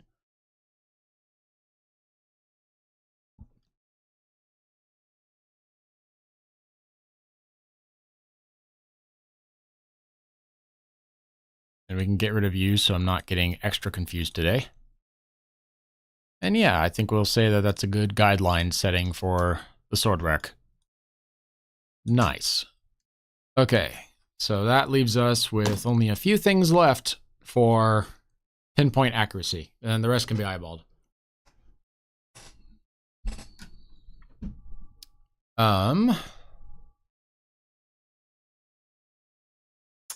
Let's see.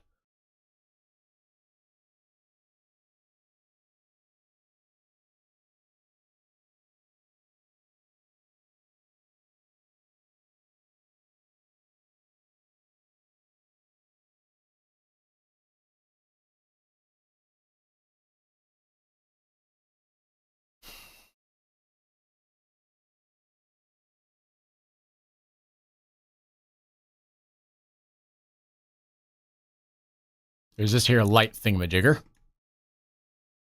And there's also this light in the corner.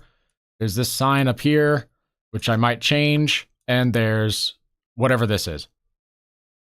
I'm not so sure what it is anymore. I forgot after I drew it. I thought maybe it was more swords, but I can't honestly remember.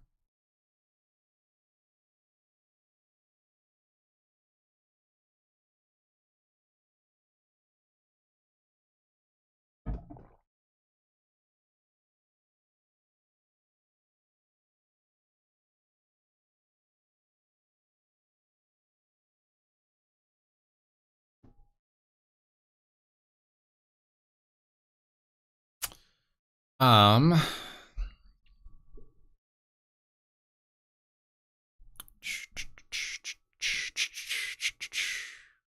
do we want to do?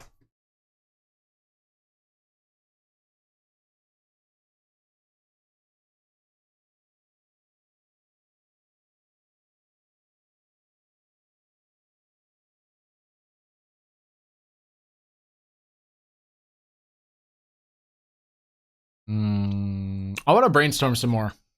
I think I'm going to call it today and just brainstorm some more.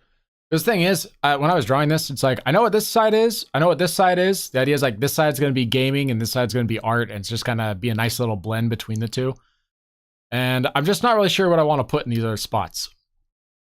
So I'm going to hold off on this and I'm going to continue it later. But first I need to plan and plot. And that's very boring because it's not something I can do. Whoops. It's not something I can do while live on a camera. Or it is something I can do, but basically all you would see is just me sitting here going, which is kind of boring. So, thank you very much for watching. If you showed up today, ladies and gentlemen, I will see you all whenever the next one's done. I'm going to get this thing done. I'm going to keep working on it, even off camera. So, by the time we get to the next stream, more of this will be finished. And we're going to get ever closer to finishing the room.